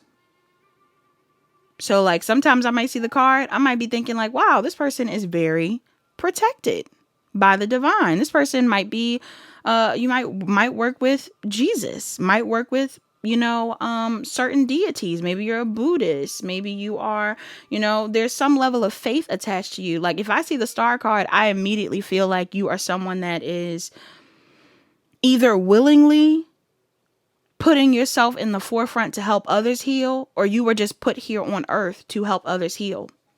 And you can still be a star and do that, but for some reason that's important. Like even if you're aiming for fame, pile 3, I think you need to also know that you can have a deeper purpose behind the fame you seek, or you should. Okay? Don't just do it for views and follows. The views and follows will come as long as you're being authentic and you're doing something to help other people, you know, to heal other people. Now, let's keep going. It says the color is pink. This rosy toned stone invites both self-love and selfless love. Yes. Meditation. This crystal is good for meditation. Meditation. This crystal is good for meditation. I'm cracking myself up. I don't know why. It says enhance meditative practices and spiritual work by introducing this stone. Selfless love. Rhodochrosite is the symbol of selfless love and going above and beyond for others, but it also is about personal growth. It is known for encouraging self-love and taking care of old wounds. You may have feelings that you've buried from the past. This stone helps you look deeper into those in order to learn from them. Okay. You also have live in the now. It says creativity and spontaneity are maximized with this stone nearby. It can be all too easy to put something off for another day, but rhodochrosite can be a motivator to get up and go and helps you tackle procrastination. All right, somebody in here, I definitely think somebody been procrastinating. No lie. Somebody in this pile, you could be procrastinating on a role that you need to be playing, or a project you need to be starting, or getting back out there. Like maybe some of y'all, you already have helped people and you're like, nah, I need to get back in the field. Get back in the field, pile 3. Some of y'all are meant to be helping people, and maybe this is your sign that you need to reevaluate why you do it. Somebody in here, that's really like a huge message. I haven't pulled the tarot yet, but I'm really feeling that. Because every time I say it, I'm thinking about it. Like, I don't know what your North Node is, pile 3. But there's something here about feeling kind of challenged. Somebody in this pile feels challenged because I don't think that you have bad intentions behind how you choose to pursue what you want to pursue. But this is giving me the energy of someone that feels discouraged when they're not being praised or supported or seen. So it's like when you're putting out content, you're putting out a reading, you're putting out work, and you feel like the views aren't really matching up. The streams aren't really matching up. The likes aren't really matching up. And again, don't get me wrong, that can be very discouraging if you know that you put your all into a project or anything like that. But if the intention behind making the project is just to kind of hit the people that need to see it most, it really doesn't matter how many views or likes you get.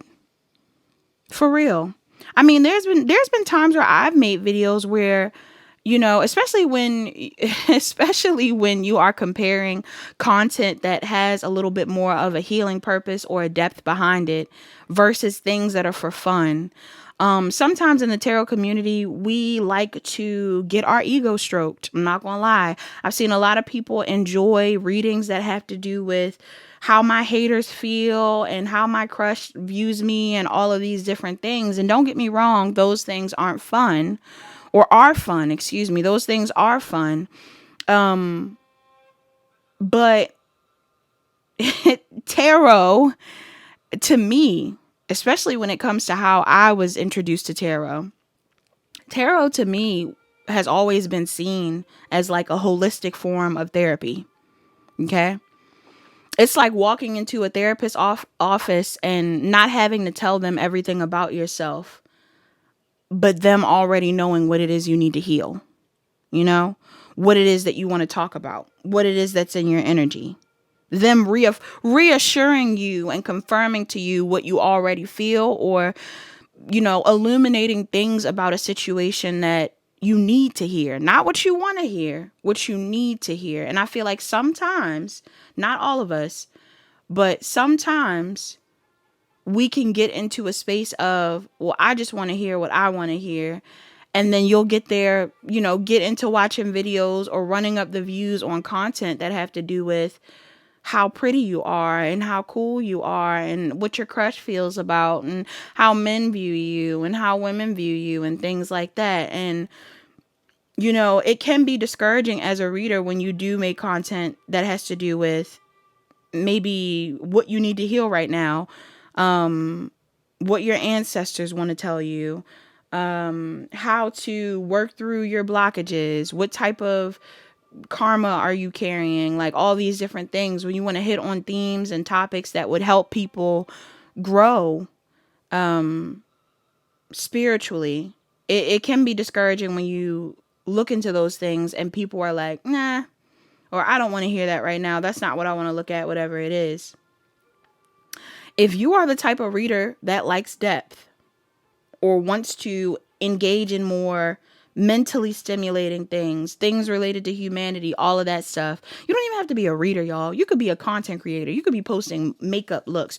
You could be posting music. You could be posting skits. You could be making videos, okay? You could be doing all kinds of stuff. Somebody in here, if you're into content creation and you feel like the internet has become a little too shallow for you, or a little too vain, or maybe a little, it's just, there is no more, you know, if you feel like we've lost a desire for inner work or growth, emotional growth, shadow work even, I think Aquarius North Node is going to put us back on that path. Okay. Realness, rawness, you know, honesty, like if that's something that you like, that's something that you can lean into now. If you haven't already made content and you're afraid to hop into certain arenas because you feel like people won't accept you or embrace you, I actually think they will. Because this is the time where people who are being their most authentic self and who are being honest and who are being real will be appreciated. Humanity, the humanity in it all, no mask, no facade, no filters. Humanity will be appreciated while North Node is in Aquarius. Okay. And that South Node in Leo is going to challenge people into looking at themselves and going, well, why was I so pressed to be seen as the most important? Why was I so focused on how people viewed my aesthetic? Why was I so pressed to, and that's not even to say that aesthetic is not deep. Being authentic about how you show up and what you put out is still deep. But the aesthetic doesn't make the message. The message behind it is what matters. So that's something that's important for people to know, even down to a piece of clothing or, again, like a makeup look or nails or style, some sort of styling that somebody does. Sometimes the message behind that is way more important than what the actual look is, or it adds value to what is already being put out. So that's something to keep in mind. You also have reunite. I feel like I'm channeling so much in this pile. Somebody in here, you could channel. It says reunite. Some believe this stone and its focus on compassion can help reunite people with long lost family or friends. To encourage this, people must put their rhodochrosite near a photo of a loved one. When it comes to a missing pet, just leave the stone in the pet's favorite spot and imagine the animal back there. Okay, so I don't know if some of y'all lost a pet recently or something like that. I hope not. Some of you guys, you could also have family and friends and things that you no longer speak to. I don't know how I feel about you putting a crystal by a picture of them. That sounds like spell work. For a pet, yeah, but for like a friend you're no longer talking to or something like that, that's kind of intense. So I don't know if you need to do that. Maybe you could definitely light a candle for a passed over loved one though, if there's someone that you miss, or putting a crystal by a candle or something like that may be nice. What else? We also have seeking happiness. It says, if you ever feel like you're a bit of a lone wolf, wearing this stone can guide you toward a new soulmate and valuable connections. It's believed to lead you toward emotional happiness, inviting you to be vulnerable without the fear of rejection. All right. Yeah. So if you're afraid of people rejecting you for being authentic, for being honest, for being yourself, I do feel like this energy is going to be removed, or you're going to be moving out of that cycle of life so that you can be more honest and open with people and find the right people that you're meant to align with. And then the last excerpt on this page says Mother Earth. It says rhodochrosite is an earth stone, so it is all about celebrating the wonder of nature. What's more, it's about recognizing and being grateful for the responsibility we share to care for Mother Earth. Absolutely. It says rhodochrosite invites us to help it heal. Yeah, like maybe some of you guys are humanitarians or philanthropists, or you care about the environment and you're like, I really just want to start a channel where I talk about helping the environment, or where I talk about what's going on in the world, or I, share my opinion on what I feel like we need to be healing and working on. This is the time to create that. I don't care how you think you look. I don't care how you feel like you sound. A lot of you need to find the confidence to put yourself out there because you are some sort of an authority figure. And some of you have already done this, but it's time to revisit a thing that you're doing, or there's a need for you to take on that role, Pile 3. Okay, I feel like somebody in Pile 3 needs to know that everything that they want to do or that they feel inclined to accomplish is possible, but you need to maintain some sort of vision. Okay, and you need to have faith that the divine is supporting you, but some of y'all need to move into a divine masculine energy, regardless of whether you're a feminine or a masculine. Somebody needs to take on the role of being a divine masculine and pursuing something, because you're stuck in a cycle currently. This could be a cycle that you repeatedly go through. Some of y'all have been in and out of whether you should or should not be doing something, starting something, saying something, being a certain type of way in society or within your family or anything like that. But I feel like the time is now. This full moon may be aligning you with the right type of energy, or will give you the vision that you need to show up in the world how you should. All right, so I'm going to shuffle off camera and then I'm going to come back on and interpret the message. Pile 3, this is a deep message. No wonder I was channeling so much. Pile 3, this is a deep message. And I feel like this message is super deep because some of y'all could feel unaligned. Like, and not that everybody in this pile feels unaligned, but some of y'all feel unaligned. And it feels like it's not just because you're making the wrong decisions. Don't get me wrong. We got to hold you accountable in this situation. I do feel like there's certain choices and things that you've committed yourself to that may not be fully in alignment with what you view as authentic for yourself, right? And this is why you would feel unaligned. How you're showing up in the world would make you feel unaligned because there's a part of you that may have been leaning more into vanity, or again, maybe trying to, I'm hearing, keep up with the Joneses, or trying to show up in a way that other people will like. And you are being watched, but it's kind of like some of y'all may regret how you've shown up in the past, or certain ways that you've tried to show up in the present, because some of you are starting to realize that there's people around you. This doesn't have to be people you know. For some of you, it could be people you know. But there's people around you that are on a different path. Maybe even on a path or in an energy that you desire to be in. Like maybe these people are being a little bit more authentic, are being a little bit more, I'm even hearing like intellectual. Some people are choosing to take a route that has more to do with what they know and what they can teach rather than how they look, okay, or how they show up. And even if they are still very attractive or whatever it is, and I feel like for some reason it could be bothering you because you're like, I'm smart. You know, I'm both smart and attractive, or I have other talents too, or I can do that too. Like there's something here about you knowing that you can do it too, but maybe feeling stuck in a previous mask. Okay. There's a mask you've created or a lane that you've chosen that you feel you can't fully detach from. Whatever path you're currently on, you're definitely getting evil-eyed. And it's kind of making me mad because I think some people are actually hoping that you don't face your fears and go into a new lane. Or somebody in your energy is hoping that you don't do the inner work.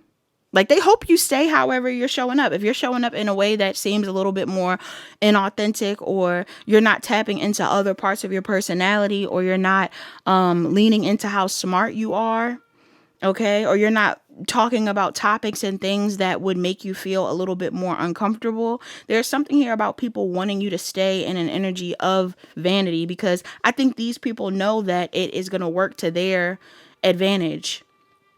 Because these people are thriving in whatever lane they're in. And there's something here about them knowing that, like, as long as you stay in your lane, they will look more, I don't want to say they'll look more established, but it's like, possibly there's something about these people feeling like they'll be able to ground what they're building a little bit more than you can. You know what this is even giving me too? This isn't for all of y'all, but if this is love related, right? Somebody in this pile, again, not for all of you, but somebody in this pile, you may aim to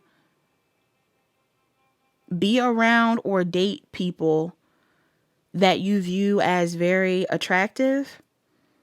Okay? And it's nothing wrong with that. It's nothing wrong with that. Because you should be attracted to the people that you date. However, some of you might be seeing people around you like get married, be in long-term relationships, be in healthier connections, all kinds of stuff.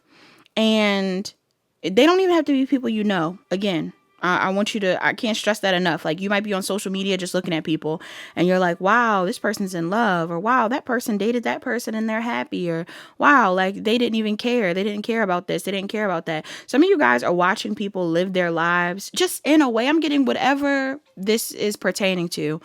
You could be watching people live their life in a way that you feel you desire. You're like, that is what I want. That's how I want to show up. That's how I want to create art. That's how I want to live. That's how I want to be. But there are people outside of you. Doesn't have to be the people that you're watching. It could just be people in your energy. There are people outside of you that are really hoping and manifesting you into a state of fear, so that you stay stuck in the same lane that you've always been in. Somebody wants you to avoid stepping into the unknown, or what it is that you haven't tapped into yet, or fully embracing the parts of yourself that you're afraid to show. Or like, there's something here about people not wanting you to be as authentic, because a lot of people around you, either they're not growing themselves. Like, why would they feel this way? Why would these people feel this way? Why are they manifesting this for, Paul? I feel like for some of you, it reaffirms whatever type of narrative they've spun about you. If you stay in an energy where you're not evolving and you are focused on things that aren't as important to you, or you're not showing other aspects of yourself, these people get to say that you're a one-trick pony. These people get to say that there's not much depth to you. These people get to say that you are shallow, or, you know, not focused on the right things, or whatever it is. I don't think that that's the case. I don't think that that's the case. Or they say that that's the only thing that you can do. Yes. And it's crazy because I'm also getting too, for some of y'all, this could also have to do with the level of access you give people. There's some people that love watching you, and they would hate if you became more private. Not saying that you should, but they would hate if you became more private for somebody in this pile, because they need to know what's going on with you. This even gives me the vibe. Have you ever met people that like to flex? Okay, some of y'all, you like to flex. Now, it's nothing wrong with flexing. Don't get me wrong. If you've achieved something and you know that you're protected and all kinds of stuff, go ahead and show off. But there's another group of people that need to know. Some people feel pressured into performing for others, for flexing, showing off, whatever it is. And what you don't realize is that people want to see all the things that you have so that they can pray that it fails. Okay? And it's not funny, but it's like some people are waiting to see what you do in life. Like, they want to see you build up the thing and all of this stuff. That's why you'll hear people say stuff where it's like, build in secret and then just show the final product. You know, don't tell people what you're building. Just build in secret and show the final product. Sometimes you have to do stuff like that because there are people that are like, no, tell me more. Because they're hoping to wish bad on the thing. And if you're in your ego enough, you're like, oh yeah, I'm going to flex. I'm going to show y'all because I need to show people da da da da da. And then all of a sudden it's like, maybe your money's getting weird. Maybe certain things are failing. Maybe your relationship is kind of failing a little bit. Maybe this thing is going on, whatever it is. That's not to scare you out of sharing your life with the people that you care about. But pile 3, not everybody is meant to have access to your wins, unfortunately. Okay? We know plenty of celebrities that know how to protect their privacy. Some of the biggest celebrities we know protect their privacy. You know, they only show us what they want us to know. And yes, in the process of you being private, yes, you can be demonized. Okay. You will be judged. People can make up all kinds of rumors. Oh, you must be going through this, or they must be having this. Da, da, da, da. But if you don't care, it don't matter. It never mattered. It never mattered. There was a point in time in life where I was very active on social media. Not to say that I wouldn't want to still be active on social media, but, you know, even when it came down to sharing the things that were going on in my life, a lot of times sharing was more of an ego thing for me, because it wasn't always me just doing it because I wanted to. You know, even when I post now, like, yeah, I post for stuff in regards to business, but these are things that I care about. So I post what I want to post. But the people closest to me, if there's something that I want to say to them directly, they'll hear from me directly. They don't have to lurk and watch online to figure out what's going on with me, because the people who matter most are the people who are closest to me. They'll know. If they ask, they'll know. If I tell them, they found out. You know what I mean? It's not a matter of them lurking. Somebody in here, you might want to flex, or you've been flexing, or you've been doing things. And there's something here about somebody being in your energy. Somebody in your energy does not want you to be more private. Another person in here, somebody in your energy wants you to stay in this energy of seeking validation or seeking attention or being kind of shallow or not focusing on, again, deeper things or deeper topics or showing more personality. They don't want you to be in that energy because they want people to view you as just a pretty face, just shallow, whatever it is. Okay? But if some of you in this reading are starting to realize that there's versions of life or of reality, or you're even seeing other people experiencing things that you feel like you're meant to be experiencing, I feel like you know for a fact that it's time for you to have a new beginning, for you to start a new cycle, for you to take on a new energy, for you to show up in a different way. The only issue is some of you are afraid to start over.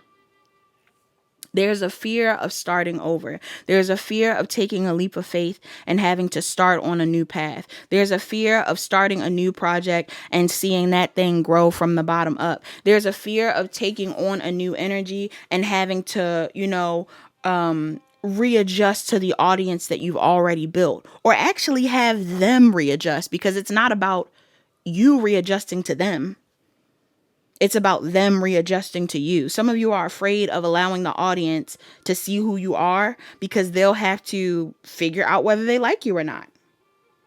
Yeah. Whether that's you showing more of your personality or you hiding it. I'm also picking up on something here about somebody being worried about changing lanes or changing their energy or doing something different and having to commit to that. Somebody is afraid of committing to a new path. Because for some of you, it's like once you switch, you can't go back.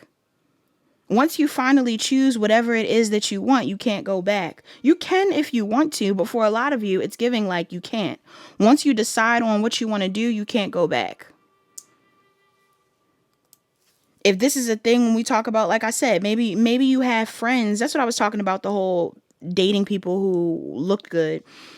Because I tapped on that, but I didn't fully get into it. Some of you, not all of you, but somebody in this pile, you might tend to aim to date people who look really nice. And it's nothing wrong with people looking really nice, but it is something wrong if their insides don't match their outsides. If they're not smart, if they're not kind, if they're not self-aware, if they're not healed. Some of you could be dating people purely off of aesthetic.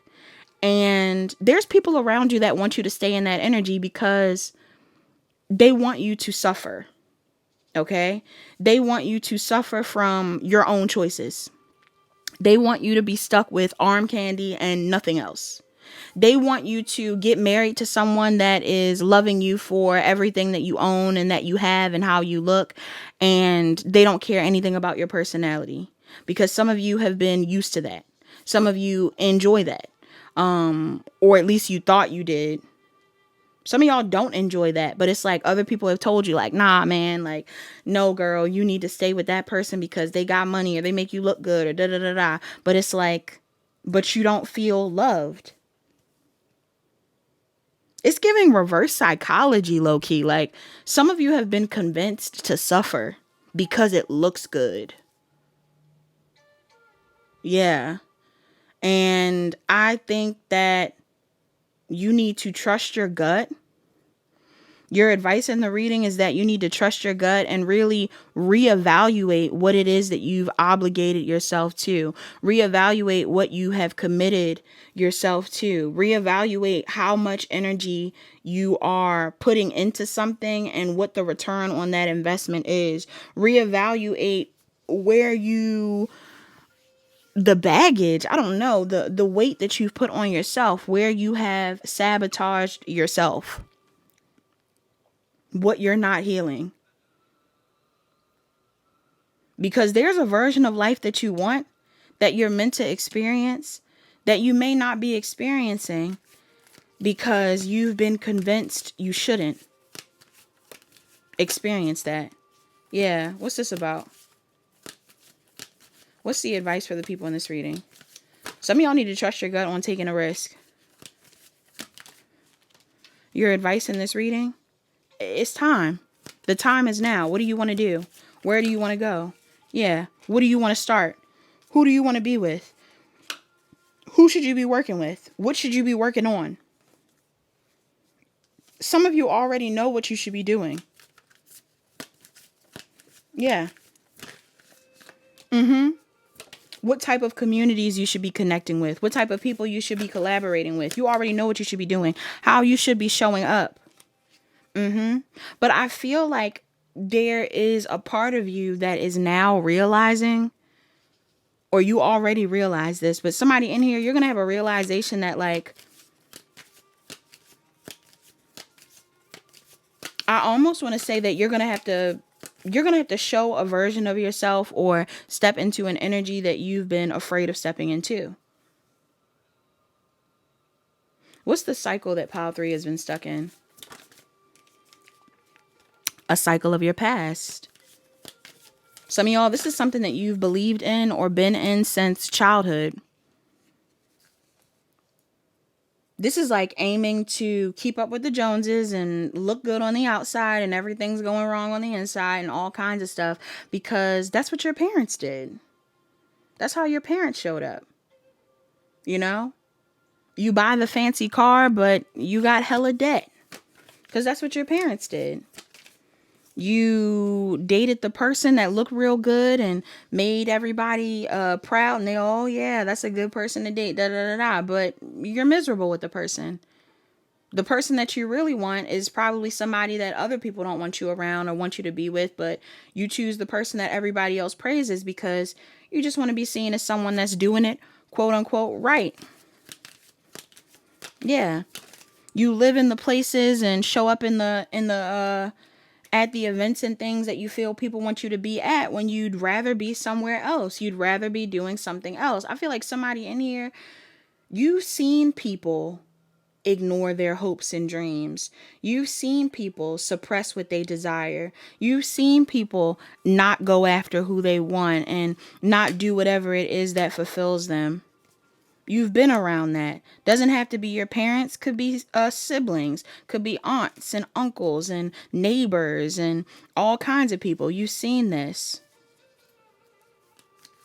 And for some of y'all, there's people around you that want you to stay in that energy.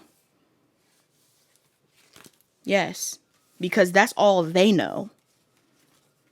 They can't give you any other advice besides keep doing it. You know, keep it up. Oh no, it looks good.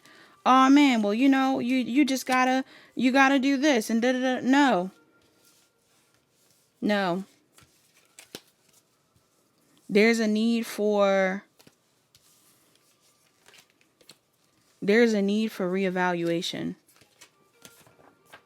Don't be too hard on yourself, but pile 3. You're keeping yourself stuck. You're keeping yourself stuck. If you feel stuck, you're keeping yourself stuck. What's the cycle you're in?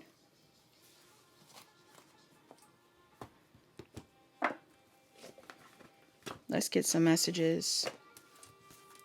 Your advice is to reevaluate what you've committed yourself to so that you can figure out exactly what it is you need to heal and release so you can move forward and be authentic. All right? Messages for the people in this reading. You have Isis, Sacred Contracts, and Rhiannon, Inner Strength. Okay.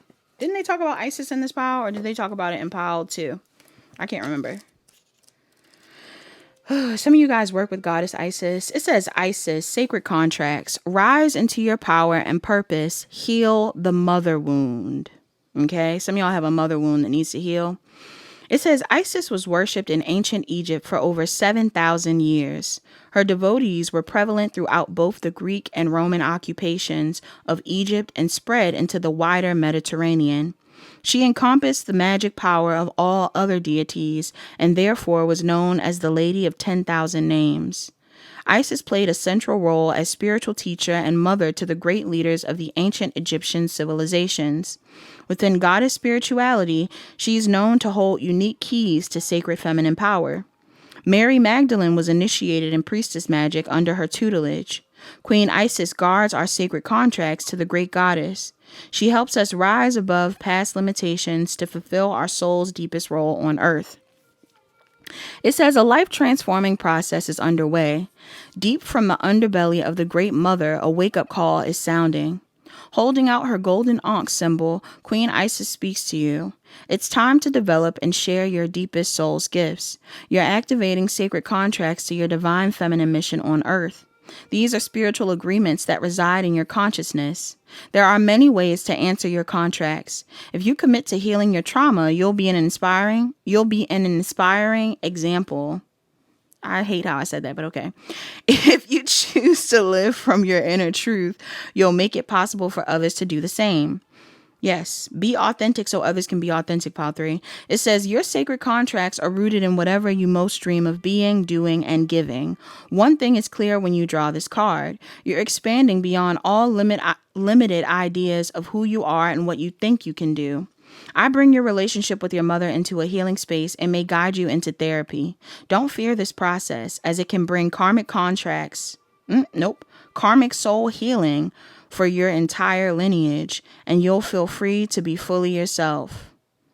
Don't fear this process, as it can bring karmic soul healing for your entire lineage, and you'll feel free to be fully yourself. You want to know what's funny?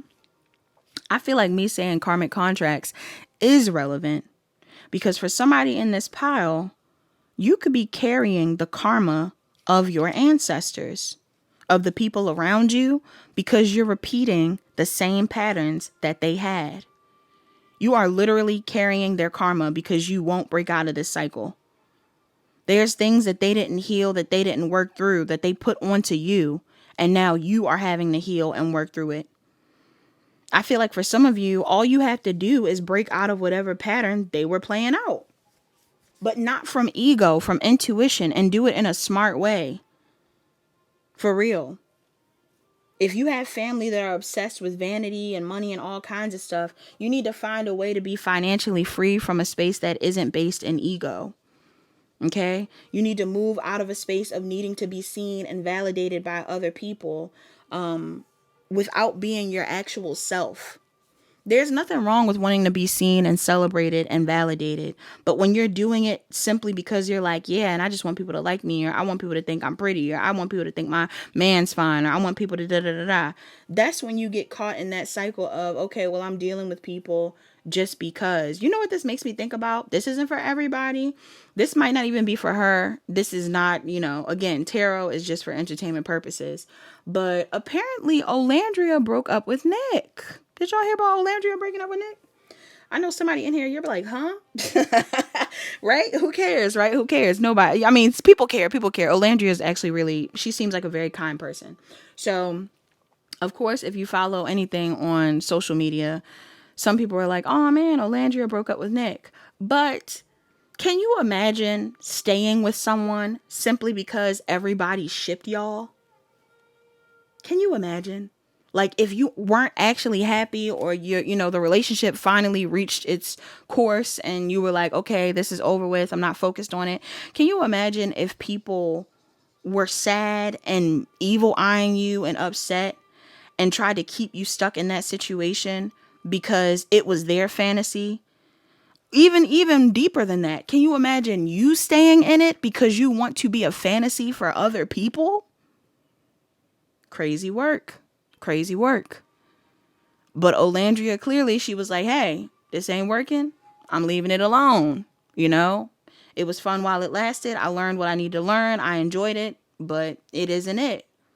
Some people were even saying that they felt like there wasn't real chemistry between the two of them. And I mean, that's to each their own. Like, nobody needs to be studying the relationship that heavy. But if that's the truth, If that is noticeable to other people, can you imagine you actually not liking that person, but keeping on a front just so other people can say, wow, we love that relationship. Wow, you guys look so good. Wow, whatever it is.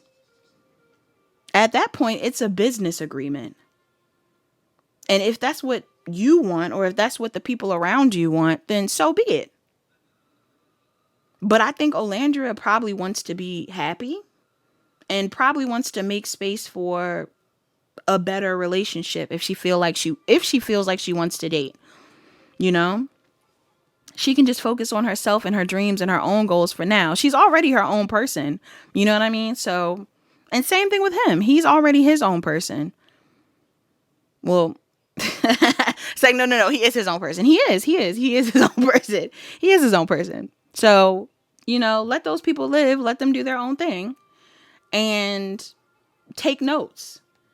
Because you shouldn't claim or cling to things simply because other people like you that way. Like if people are like, oh, I really liked you when you were like this. It's like whenever even musicians and people evolve into different genres of music or they do something different, there's always going to be people in the audience that are like, oh, I hate that. I hate that you're being like that. I wanted you to be like that from the old version of you. I wanted you to stay that way. Of course, there's going to be people that complain, but at the end of the day, are you an artist or are you a product? If you're an artist, do your thing. Do your thing. Make your art. Be how you want to be. Change it up. Show up in the world however you feel you're meant to show up in the world. It's about the art. It's not about whether people like it. It's about the message. It's about the art. Somebody in here, what are you creating? How are you showing up? As long as you're being authentic, that's all that matters. You also have Rhiannon. Rhiannon reminds me of the song by Fleetwood Mac. Somebody in here, you could be a Fleetwood Mac fan or you could be a witch. I believe Rhiannon is about a witch. It says, Rhiannon, inner strength. Don't give up now. You can do this. It says Rhiannon is a Welsh lady of the other world whose name means great queen. She features in medieval manuscripts called the Mabinogion. I don't know how to say that. Rhiannon twice avoided arranged marriages. Hello. And was falsely accused of, can I say that? Of murking her own baby. Refusing to blame those who wronged her, she instead rose above adversity by taking command of her female power.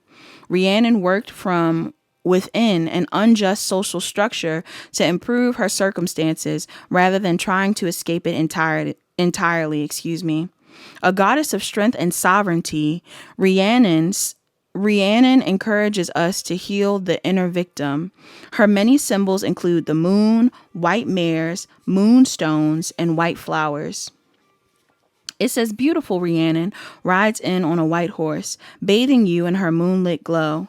She sees that you need a reminder of your inner strength. Jumping down from her saddle, she confidently takes your arm in hers as you walk together through a magical forest. It may feel as if life is stacked against you, or that your challenges are just too much to bear, Rhiannon says softly. I see the weight upon your back, the uphill climb, the obstacles in your path. Let's set your burdens down for a moment. As you gaze into my eyes, I invoke your great spiritual powers of endurance.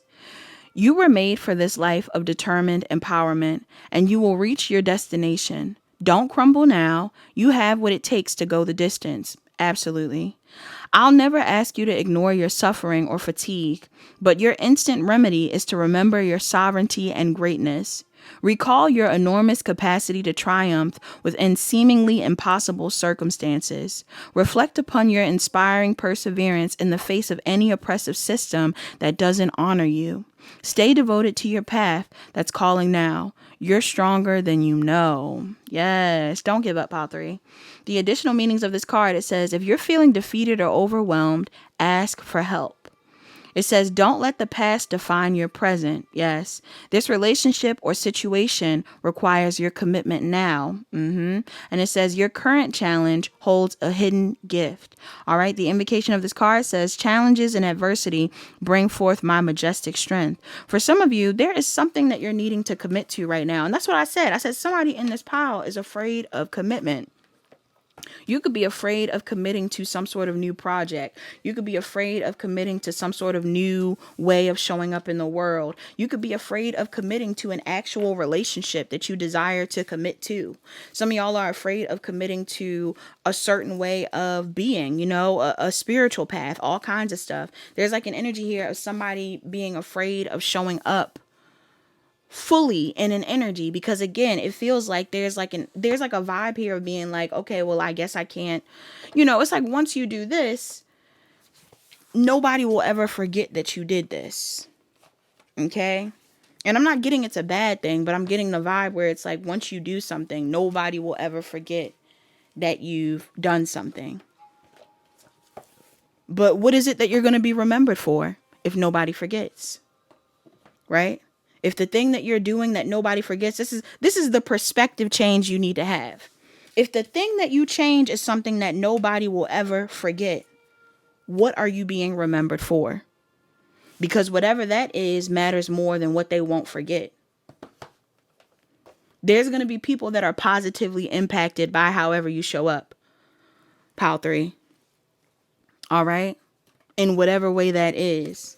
This could have to do with your sexuality. This could have to do with the message that you're sending. This could have to do with how you show up when it comes to your career. This could have to do with certain talents that you share. This could have to do with, you know, what you choose to wear or your aesthetic and things like that. Like I'm getting somebody in here, you're choosing a path.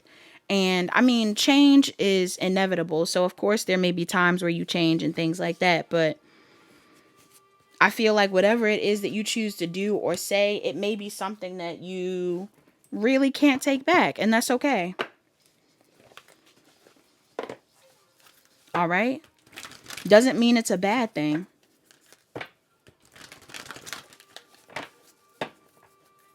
Messages for the people in this reading. You have happiness. I am aware that being happy means that I'm on the right path. Yes, if you're not happy, you probably are not on the right path, y'all. If you're not happy, you might not be showing up as authentically as you want to. Some of y'all are floating in a pool of people who are all very similar. When you want to be different, when you want to do something different, when you want to choose something different, you want to say something different, you want to wear things differently, you want to create differently. I dropped a card. You also have patience. It says, I accept that everything happens in divine order. Yes.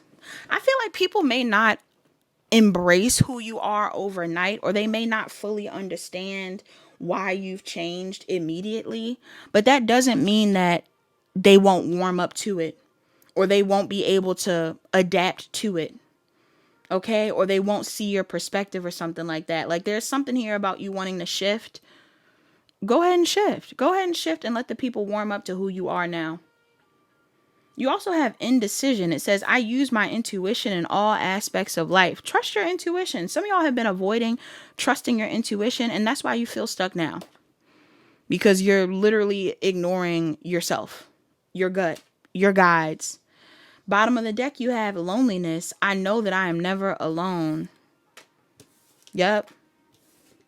For some of you, if this is about an audience or your family or your friends or anything like that, some sort of choice you make might potentially make these people not want to be around you, push you away, judge you, whatever it is. I feel like you should still do it, because there will be an audience, or there will be people that do embrace you, that do accept you, that do love you for who you are. Again, for whatever that is. It could even be like how I said what Olandria did. Like she left the relationship behind, but that did not make her any less of a great person. You know what I mean? Nobody's going to be like, oh, I'm so mad, I'd never want to support her again. No. And if they do, like, that's clearly not your supporter.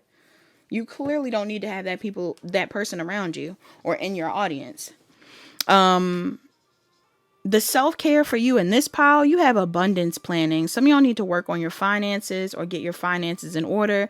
Maybe some of you guys are changing up something in your career. It's time for you to stack up your money to figure out exactly how you want to move forward. You also have connect with your womb. Somebody in here, you could be on your period, or there's something here about Empress energy, you embracing some sort of change that's going on around you and rebirthing or birthing something new in the process. You also have plan a vacation. Maybe some of you guys want to travel, take a vacation, get a break from your city or away from wherever you are at this time.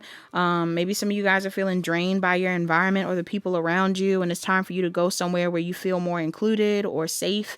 And then you also have make an altar.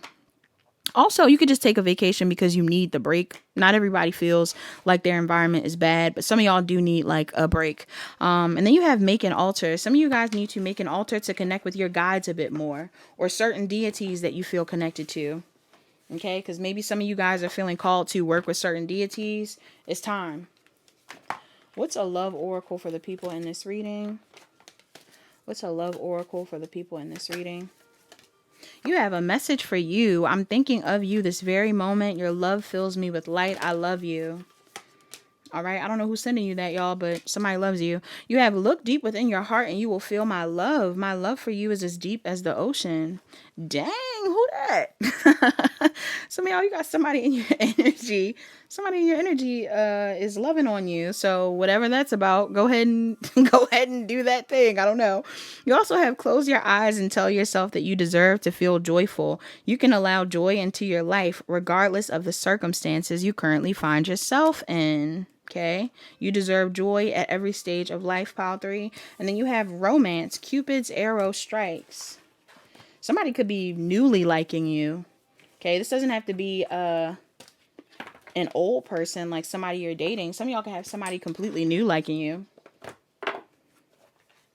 Okay, and let's see. Maybe some of y'all are concerned that if you show up a certain way, some people won't like you. Love interest won't like you, whatever it is. I mean, honestly, do you want to be with someone where you have to hide yourself? I've been there, done that, and it ain't no fun. For real. You end up leaving. If you really can't take it, you end up leaving. Because it's like, damn, I can't keep acting like I don't like tarot. I can't keep acting like I don't read tarot. I can't keep acting like I'm not psychic, bro. I'm picking up on all kinds of crazy crap, and I'm just sitting here acting like I don't pick up on stuff. Like, that just can't be a thing anymore. You know what I mean? They either love you or you don't. It just is what it is. So you have, in every moment, the universe is conspiring to bring me toward right-minded thinking and the energy of love. These are your mantras. In every moment, the universe is conspiring to bring me toward right-minded thinking and the energy of love. You also have, when I accept the love of the universe as my primary teacher, I will always be guided back to the light. When I accept the love of the universe as my primary teacher, I will always be guided back to the light. And then bottom of the deck, you have energy flows where my intention goes. Energy flows where my intention goes. Also, you have another oracle under that that says, there is nothing sexier than my authentic truth. There is nothing sexier than my authentic truth. So that is all that I have in this pile. If you enjoyed this reading, please like, comment, share, and subscribe. Turn on your notification bells. Check the description box down below to book a personal reading. Book a personal reading if you need further guidance.